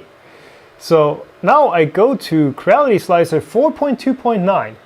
You see that, right? That's the 4.2.9 MSI that we have downloaded a second ago. We install this, and it said 4.2.9 again. Audio varies when you switch screens. Oh, I am sorry. Well, hold on. Let me. Your front, we're at 0. Your front, we're at 0. Okay, I'm gonna have to look into that. So we have installed 4.2.9 MSI. That's this file that we have downloaded just a minute ago. 901.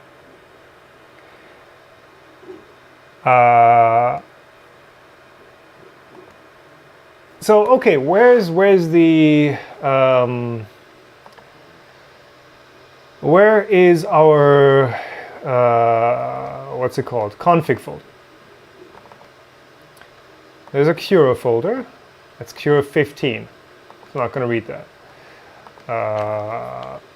Let me see if there is an app data folder for Cura. There's a Cura folder. There's 4.2. There's zip. And there's also another 4.2. Definitions, like, no, where's the printer profile? I'm gonna just nuke this, okay? We're gonna delete the entire Cura folder from app data roaming. And I'm guessing it's also a local, okay. Why is there also a local? What's in here? Cache. Let's also get rid of you. I'm hoping there's no local low. Come on. No, nothing there. I'm hoping that didn't completely nuke everything, but it should recreate those folders on open. And it's still 4.2.1. You guys seeing that? It is still 4.2.1 in the startup. We just installed 4.2.9.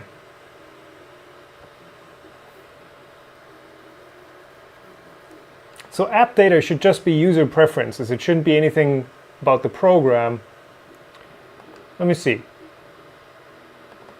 So, okay, the message is gone that the profile is corrupted. That used to be down here.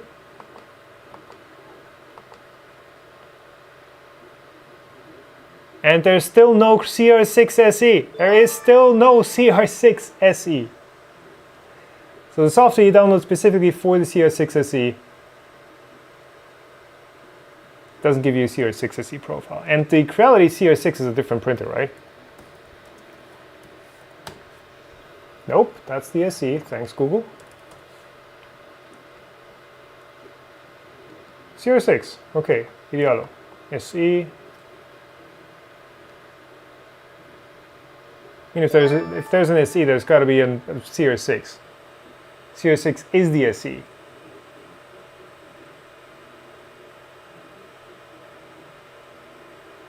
Need the JSON from the other install. Ooh. It lists as a CR-6. Okay. So do we CR-6? Okay. And we're not going to install Ultimate Cura. So now we get a couple profiles. We get a quality slider. I'll make you a bit smaller.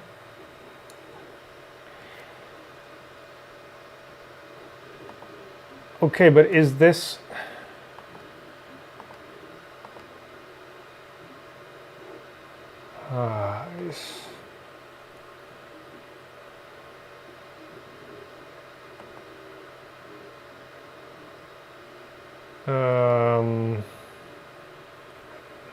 looks about right. 175. Like if I've got a CR-6, I'm not going to pick a, so the G28 is correct. If I've got a CR-6 SE, I'm not going to pick the CR-6. Like the Ender 3v2 isn't the same as the Ender 3 or the...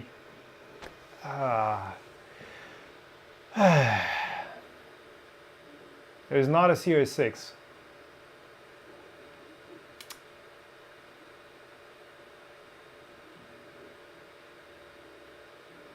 SE is second edition. Yeah, I mean that's what we've learned from Windows 89, right?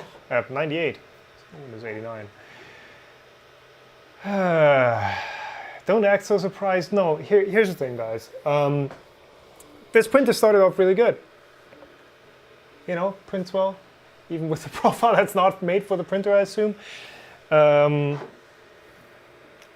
It's got a lot of features that make me say, okay, they're moving forward, a removable bed and all that stuff, and you know, auto leveling and wire management looks okay, and you know that they're making progress with what this machine is.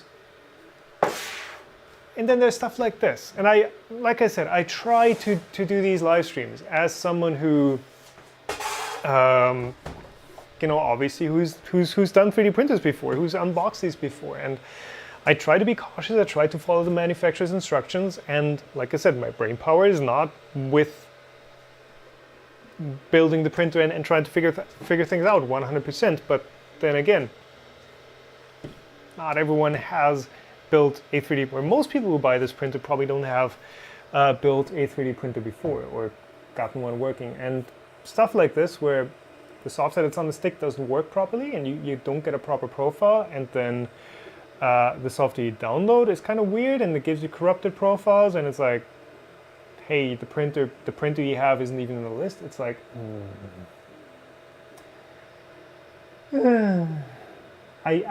I want these printers to be good. Like I genuinely want people to have a good experience with printers, and it's just, you know, if you don't point out flaws, it's when are they ever going to change things? Okay. So since we figured that out, how far are we into the print? Actually, we could get yeah. Printing time, 26 minutes. I'm guessing we're just going to let this one complete because the print honestly is looking pretty good. You know, yeah, deal breaker for new people. The thing is,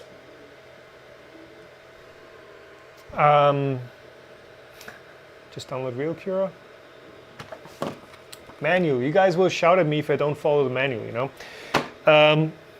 The thing is, there are so many people who get a printer, especially now for Christmas. Like, obviously October, people are looking, hey, what does my significant other, or you know, my dad or my son or whoever wants for Christmas, and it's like 3D printer. Obviously, there's this new printer that's like racked up $4.5 million on Kickstarter. Like this has got to be a popular machine, right?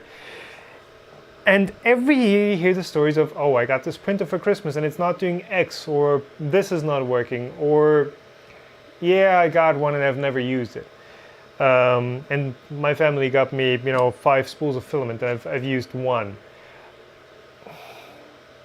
It's this sort of stuff where you just have an experience that is not intuitive, or there's no, like, yeah, some user manual is good. Some user manual is better than not having any user manual, and that's progress. That I like. But it's stuff like this where it's like, this could have been avoided by just doing a bit of quality control. I just, honestly, I want these printers to be good.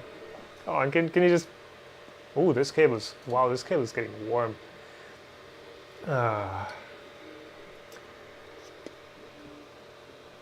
Yeah. Nope. Sometimes no user manual is better. Well, if you have no user manual, like all you're gonna get is Facebook groups and forums, and those are. I'm on very thin ice here. Yes, those are great for support, but when you don't have like one definitive set of instructions by the manufacturer, where it's like, okay, this is your Bible for this printer, this is what you follow.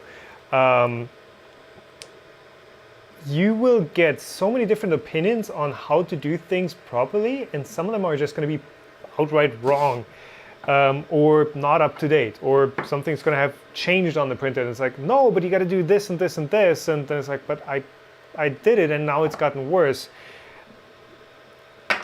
You know, when there's a manufacturer doing their homework and actually providing you with a full set of starting tools, like you need a manual, you need some troubleshooting, you need good software, you need profiles. That's like the 4 things that are really important.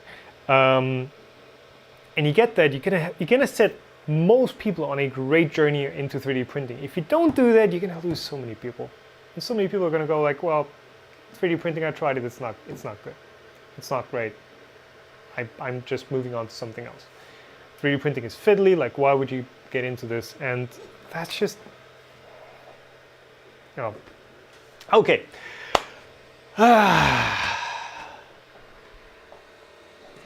You learn by failure, yeah, well,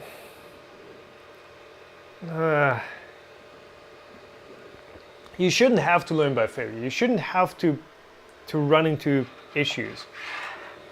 Wow. I think I missed two super chats for a tip from Vlaja. Thanks for the 5. And yeah, David G pointed out JSON file from the other install. Thanks for the £2. But like, those are the sort of things like a beginner user is never going to figure that out. Like, I wouldn't have thought of that, especially since the profile, the JSON or whatever that was included with 4.2.1. Actually, what are you? What version are you? The config that was included with 4.2.1 just wasn't great either. It wasn't working. So, yeah. Okay, so the interesting thing is, I mean, this is a pixel image. This 4.2.1, this is just pixels. So I'm just thinking this is 4.2.9 and they've not updated the images, because the splash screen still says 4.2.9. Guess they haven't added anything, but it's a different slicer for sure. It's like, yeah.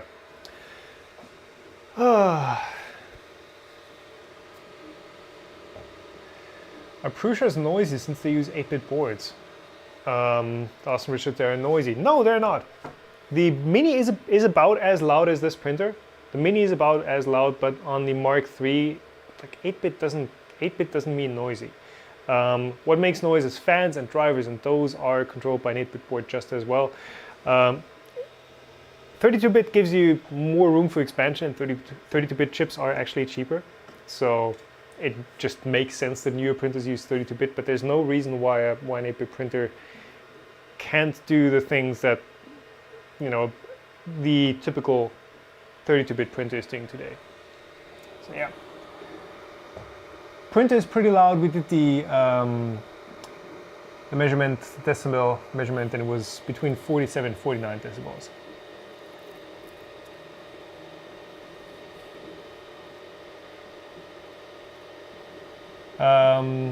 Darren, the Mark III are still using the 8-bit board. The Mini uses a 32, and the SL1 obviously as well. That is a Linux board even, but Mark III is still an 8-bit. The table amplifies the vibrations. Yes, that is correct. However, the drivers, whatever drivers are in here, you can see it on the full scale print of the, nope. I'm guessing these are, well, what's the official, what are they saying that they're using for drivers?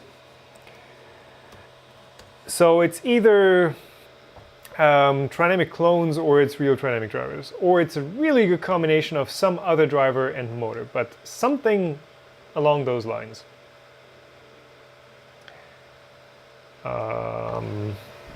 Trinamic controller, okay.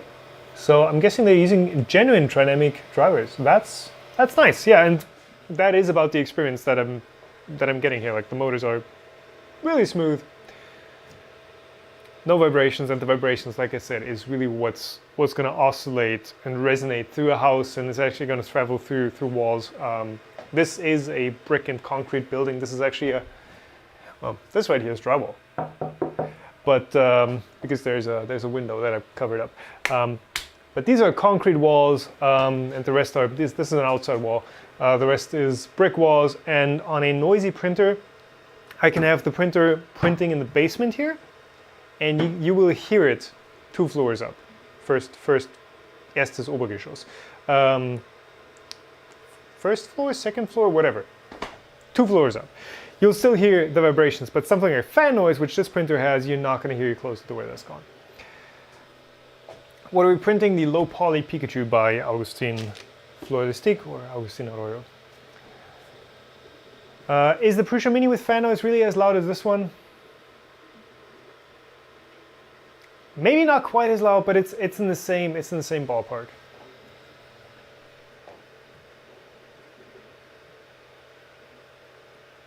That it didn't select the correct nozzle size. I'm ignoring that fact. Okay, let's undo this.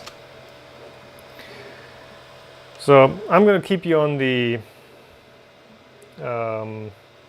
printer here.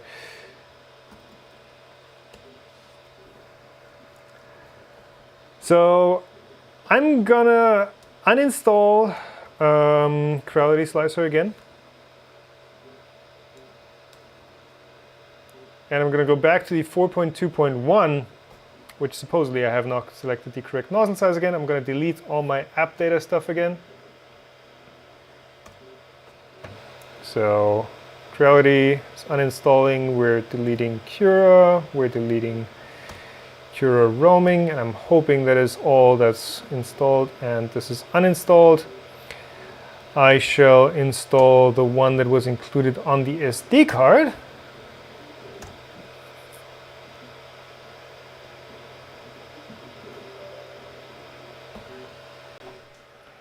And we're just going to see if there is a if there's a nozzle select, like anywhere. I'm just curious. Because, okay, my thinking is if there's a slicer included, if there's like an installer with a slicer included, that should not require me to take extra steps. Like I selected the printer comes with that nozzle, that needs to have the correct nozzle selected. Let's see.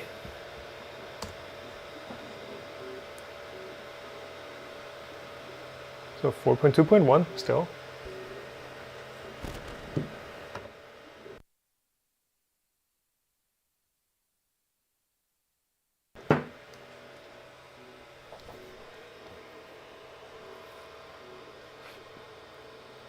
Registry keys.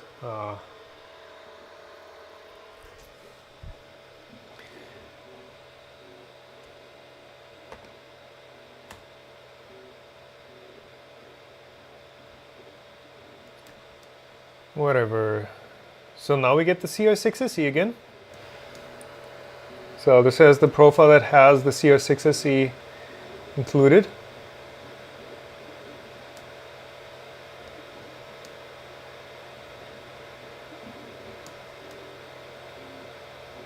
Where's my nozzle size? Okay, nothing to select here.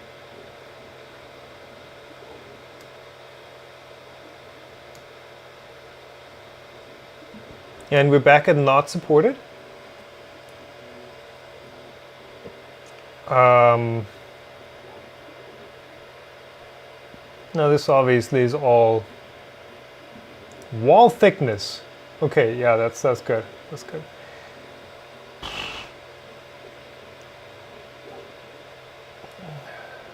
God, it's been a while since so hold on. We do show all settings.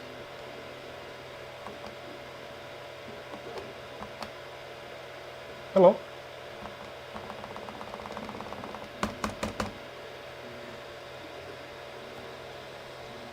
And we do extrusion width. Okay, so that's not in here. Just use the drop down. This one? Okay, drop down, manage profiles. There's no profiles.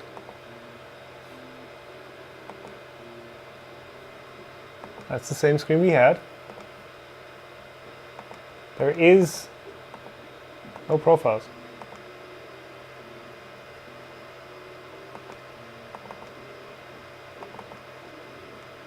And there's drive.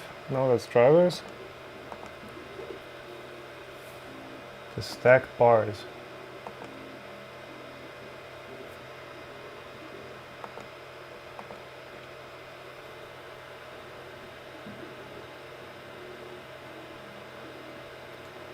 Adjust the layer height. Well, top where it says generic PLA. Nozzle size empty. I mean, I can't select anything here. Just demonstrate. See the click indicator.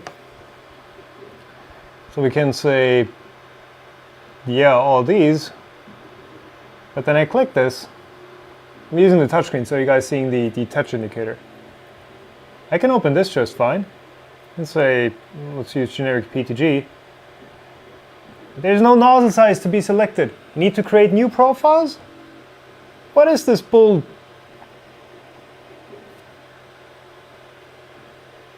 Oh, this is broken.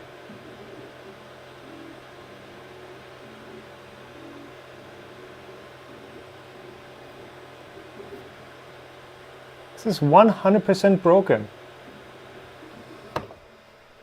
Nah. It's not a beginner printer at that price point? Then what is?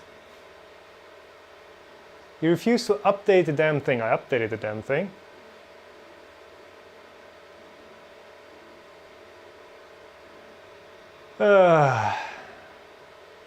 New one doesn't have a CR-6 SE profile anymore. It has a CR-6 profile, yeah, but yeah, okay.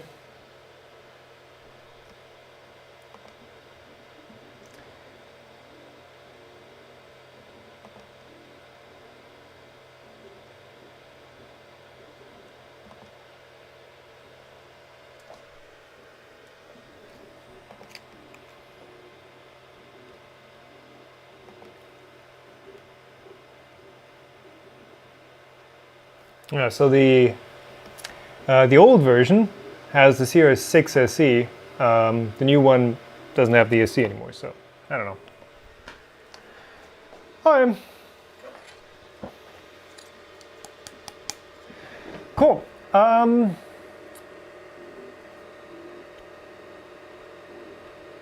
What do we get?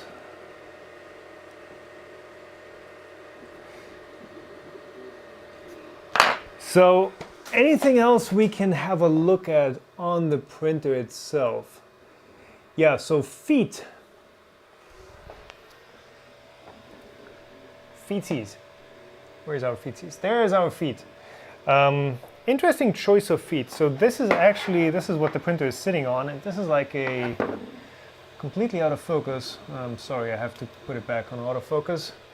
So we're getting quite hard rubber feet on this one. So I'm not sure how much vibration dampening this is actually doing, because this is like a tire rubber almost. So I'm guessing it is absorbing some of the like high frequency vibrations, but for stuff like motor vibrations, it's just not gonna do much. But it does stop the printer from sliding around. Like, it does that. This is under tension, of course. So I guess let's have a bit of a look around the machine. Interesting cutouts here on the X-Idler side. Wish these were lining up, or at least in a hex grid. Just a random hex cutout pattern on the... I mean, this is the same design that we've seen ever since the CR-10. You do get the injection molded belt tensioning wheel, which I don't want to adjust during the print.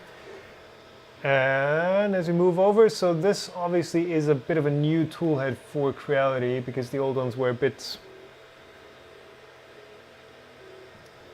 not so nice. They didn't have this design to them.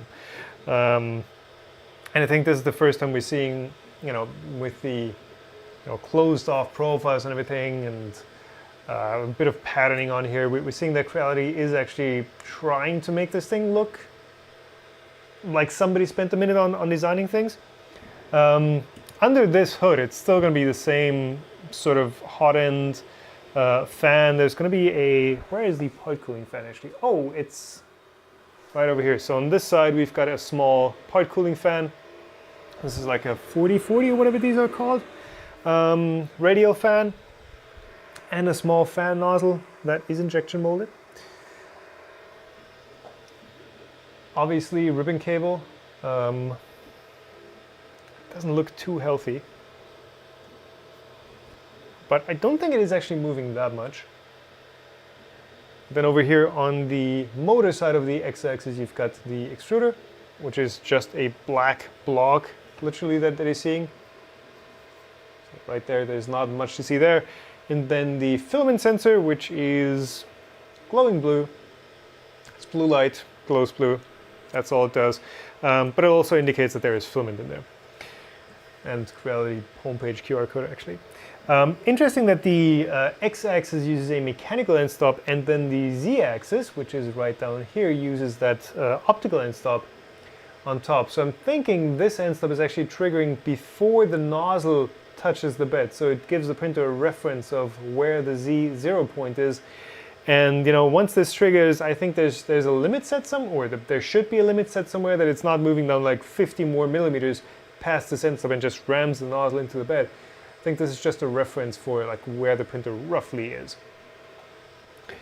Then on the front, these levers you saw me pull the bed off with. Nope. Yep. So you twist these open like that, and then this bed lifts out. Glass bed still. These aren't locking down super tight, but I guess it's tight enough. Y-axis, tensioner, plastic injection molded parts on a rather wide. So this is a quad wide, so an 80 millimeter wide profile here for the Y-axis. That is pretty good. I think the original Ender or the CR-10 used like a 40 millimeter wide one. And that's going to make the bed a lot more rigid against rocking in like that direction. So any amount of play is not going to be playing these wheels. It's not going to be amplified as much, and it should be more stable in that direction. What else are we getting? We are getting full-size SD card. I've already mentioned that. Micro USB. Of course, I wish that was USB-C, but just standard port that you can plug a Raspberry Pi with Octoprint into and control it like that. Spool mount right on the base frame. So this adjusts front to back. So you can kind of swivel it. And then also this rod you can put on the front or in the back, and like the instructions explicitly say, yes, you can put this anywhere in the frame.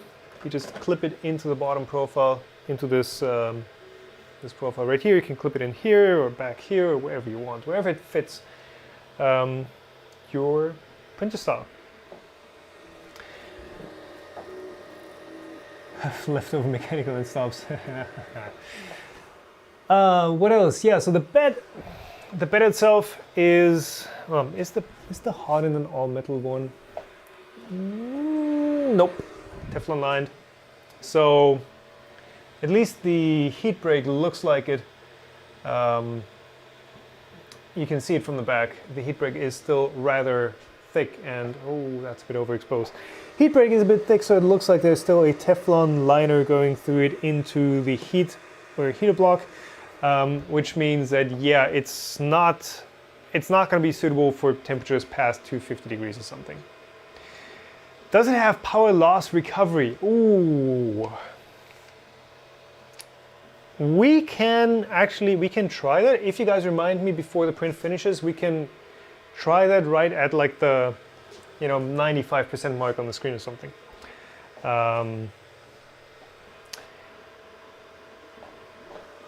Yeah. Are the motors getting warm?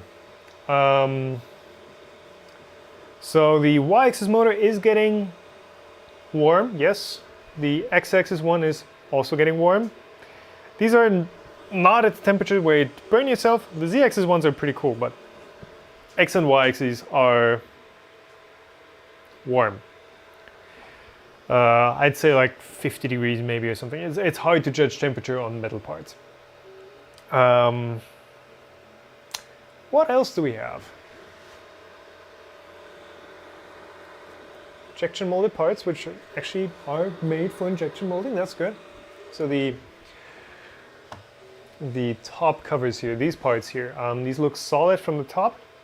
Yeah, zoom doesn't match. These look solid from the top, but they actually have ribs on the bottom. They're hollow on the bottom, which means they actually come out flat.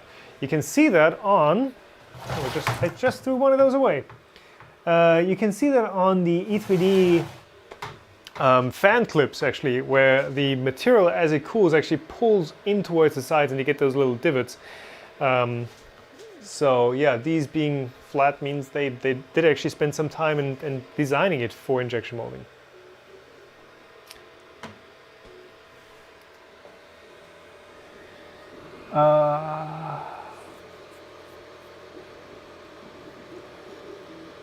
So yeah, step loss detection.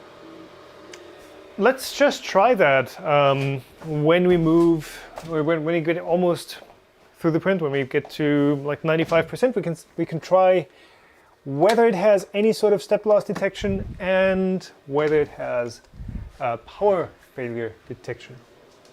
I'm just turning on my ventilation unit here because yeah, PLA fumes. It's still particles, right? You should still ventilate a bit.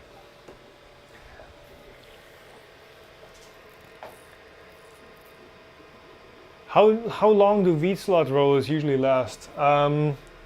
They do last rather long. You do get some shavings, well, actually we already have those. Let me just reach into the wheel here.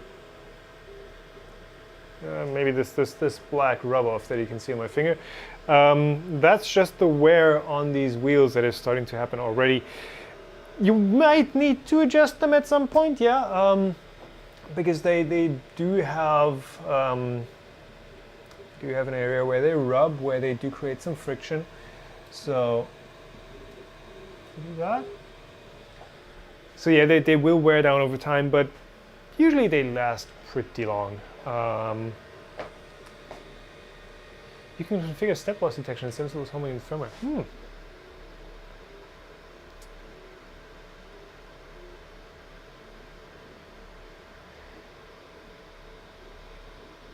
Tilly B is asking, did you need to adjust the eccentric nuts and wheels under the bed? Did it wobble much? Yeah, you can jump back in the stream. This is recorded and it's going to be up as a recording later. Yes, I did have to adjust the nuts under the bed a lot, and it was wobbling a lot. Yeah, so it's not something that's included in the manual, which I wish it was, but yeah. What do we have here in stock? Thermal protection. Valid question. G-Sergio. G-Sergio. Okay. Valid question. I don't see a way of testing that actually, because I might be able to take off this cover. Maybe. Then unplug the thermistor. Maybe let's do that. Maybe let's let's experiment a bit while we're here, because you guys know what a white print looks like. I'm thinking I just take off this one screw and maybe we're gonna see a bit more. Oh, that's a 2mm. Where is my 2mm? That's up.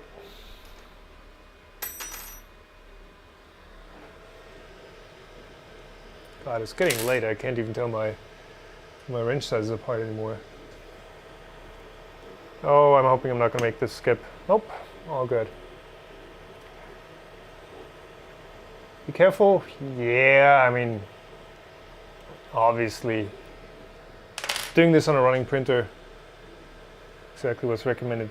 Okay, this is interesting. Seems like this is actually held in pretty well. Like is there a clip somewhere? Oh, hold on. It's also got the part cooling fan mounted to it. Okay, we're not going to be able to take this off, unfortunately. Yeah. Too bad. Yeah, so I'm going to rotate this around in a second here.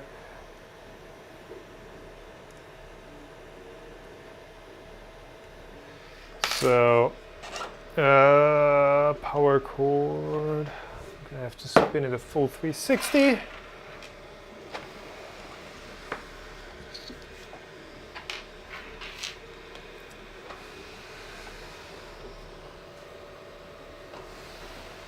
Oh, is the fan mounted to that?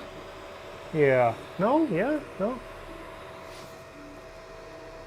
No, that's an inside frame.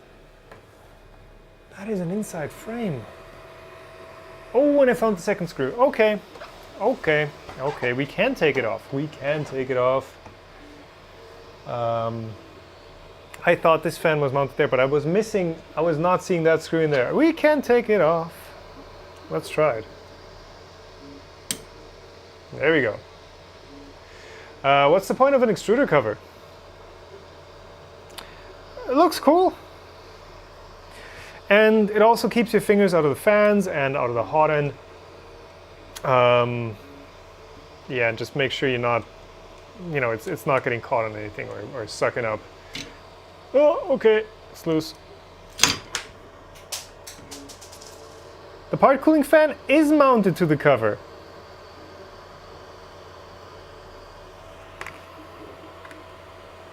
You know what? I think you've printed enough. So from this point, I think we're gonna get some issues with curling. But or maybe we can just do that. Yeah, that's gonna work. So there is some hot glue or something on these connectors. I just feel like taking this thing apart and pushing it to a limit. I mean, we've seen that it prints. We've done that. How can I do this? Ooh, there's some active. What are you? You are an HX711. Whatever you are. Somebody looked that up. And the other guy is, well, hot glue on these connectors so they don't fall out.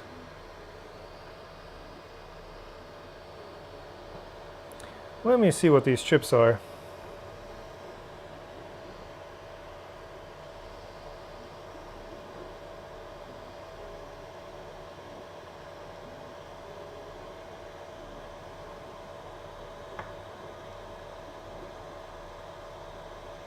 Hello?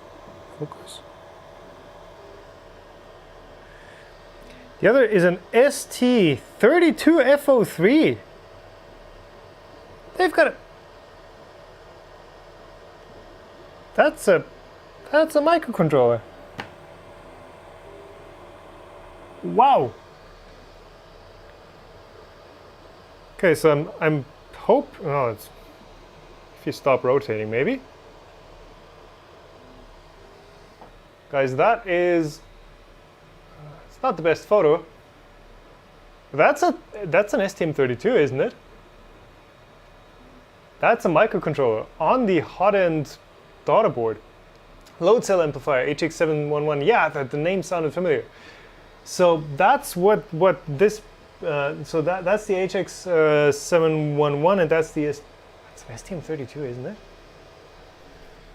Microcontroller doing the strain gauge. Okay, that makes a lot of sense.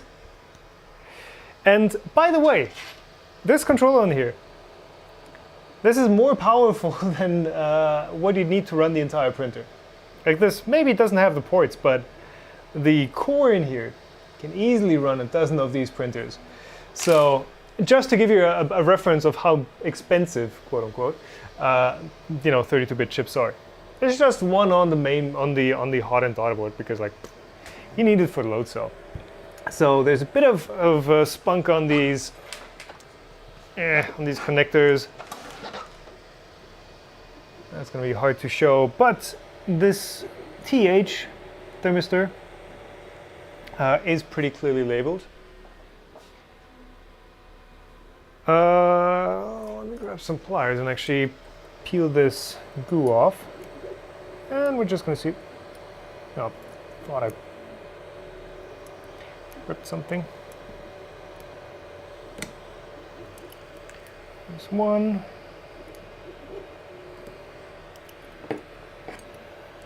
I'm guessing we should almost be able to take this out. Question is this a thermocouple or is this a thermistor? And I'm just going to unplug this and see what happens. So I'm keeping my eye on the temperature on the display. Printer has stopped. Something has shut down. The printer is rebooting. So it was showing the full temperature for a second. If we say continue, we're at -15.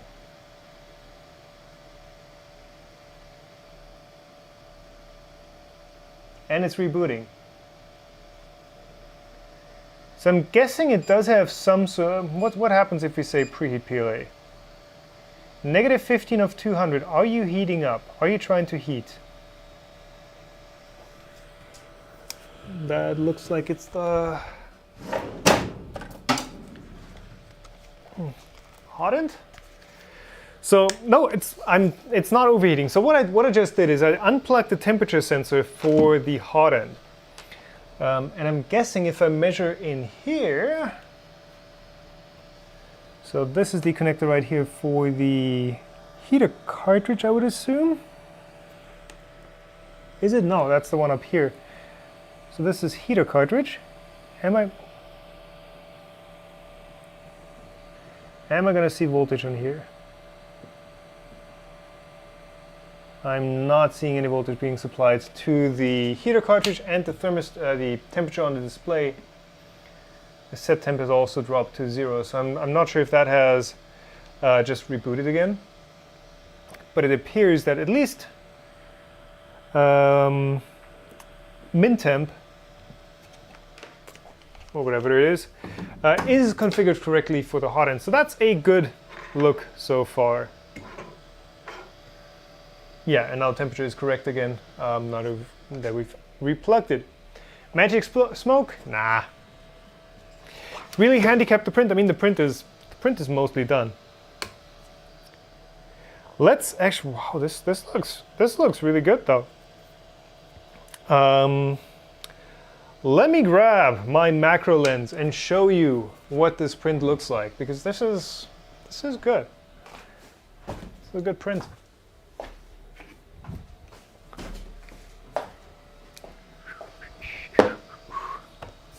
So yeah, obviously, this is not stuff you would do during a normal print.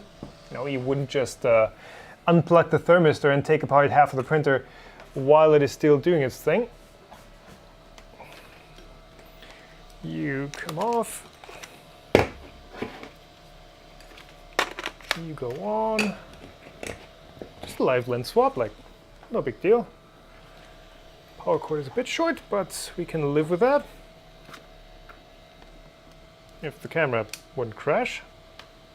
There you go.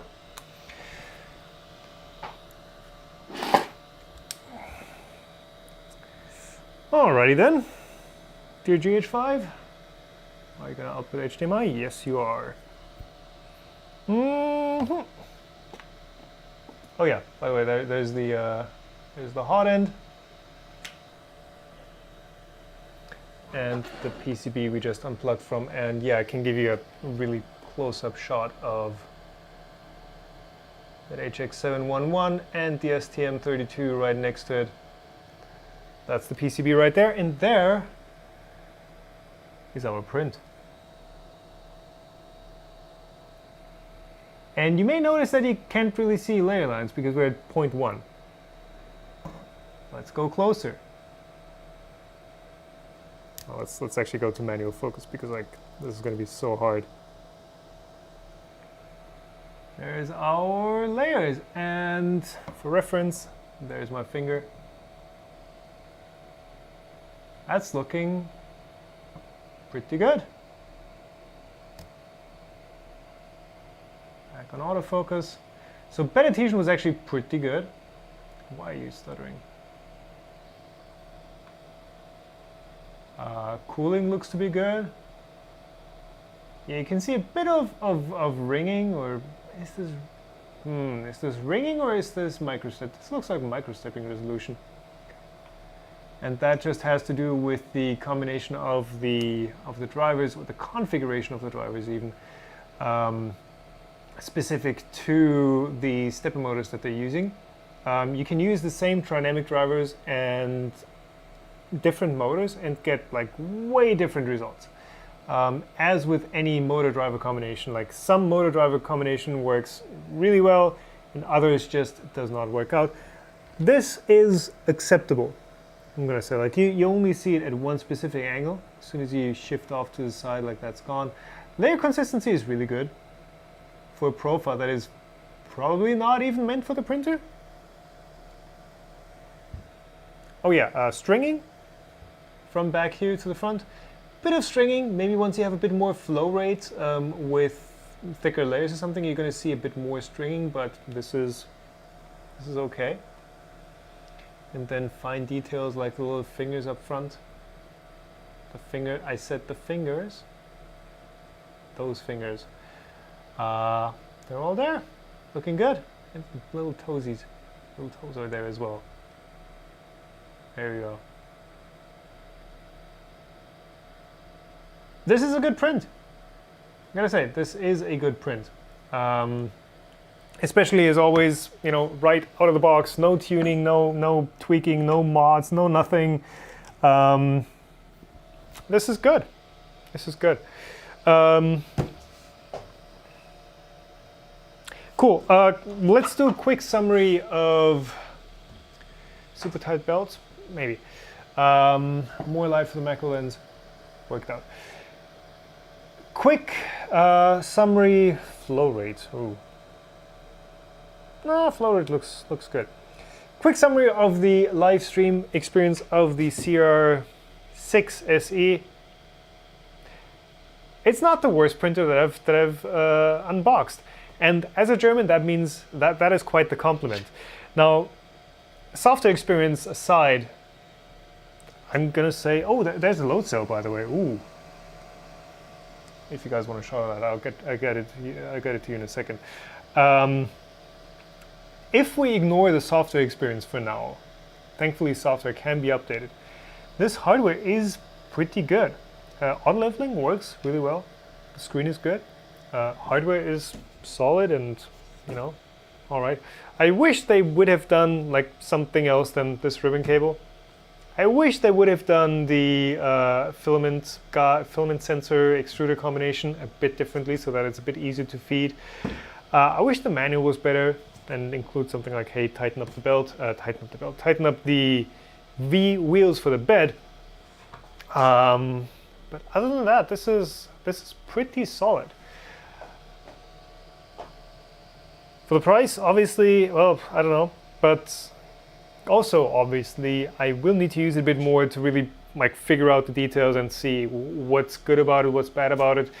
The fact that like Joel had a bit of a bad experience with it, with a USB cable burning up, and there's been reports of the printer itself also burning up, like that's kind of making me nervous about the engineering behind this printer. But from what I have seen over the last 2 hours and 32 minutes, it's pretty good. It's pretty good. And I think I'm going to leave it at that for today. I guess one shout out to El Moses. Welcome aboard. El Moses has become a member of the channel through YouTube memberships. If you appreciate the stream, if you learned something, if you appreciate the detail shots and you want to see more like it, leave a like on the video. Obviously, that doesn't cost you anything. Get subscribed on YouTube. That is actually free. We're not on Twitch where you pay $5 for a subscription. Get subscribed, like literally, it is free. And yeah, if you want to support the channel, Patreon and YouTube memberships is the way to go. You can see the load cell actually working. The actual load cell is back here under the goop. And this is just a flex arm, this stem steel part. But yeah, Patreon, YouTube memberships, if you want to support the channel. Thank you all for being here. Thank you all for keeping me company on this wild ride of a printer unboxing. If you want to get the printer, the links to that are below. To AliExpress, Amazon, and the Creality store, which also ships from China, though this one was shipped from the Czech Republic, so they may have warehouses in different places. Yeah, and if you are interested in seeing more 3D printer stuff, check out VERF. That is happening right now as well. VERRF, the Virtual East Coast Rap Festival. That's happening as live streams as we speak. Of course, if you're watching the recording, then that's going to be a recording as well. All right, thank you all for watching. Have a great weekend. Goodbye.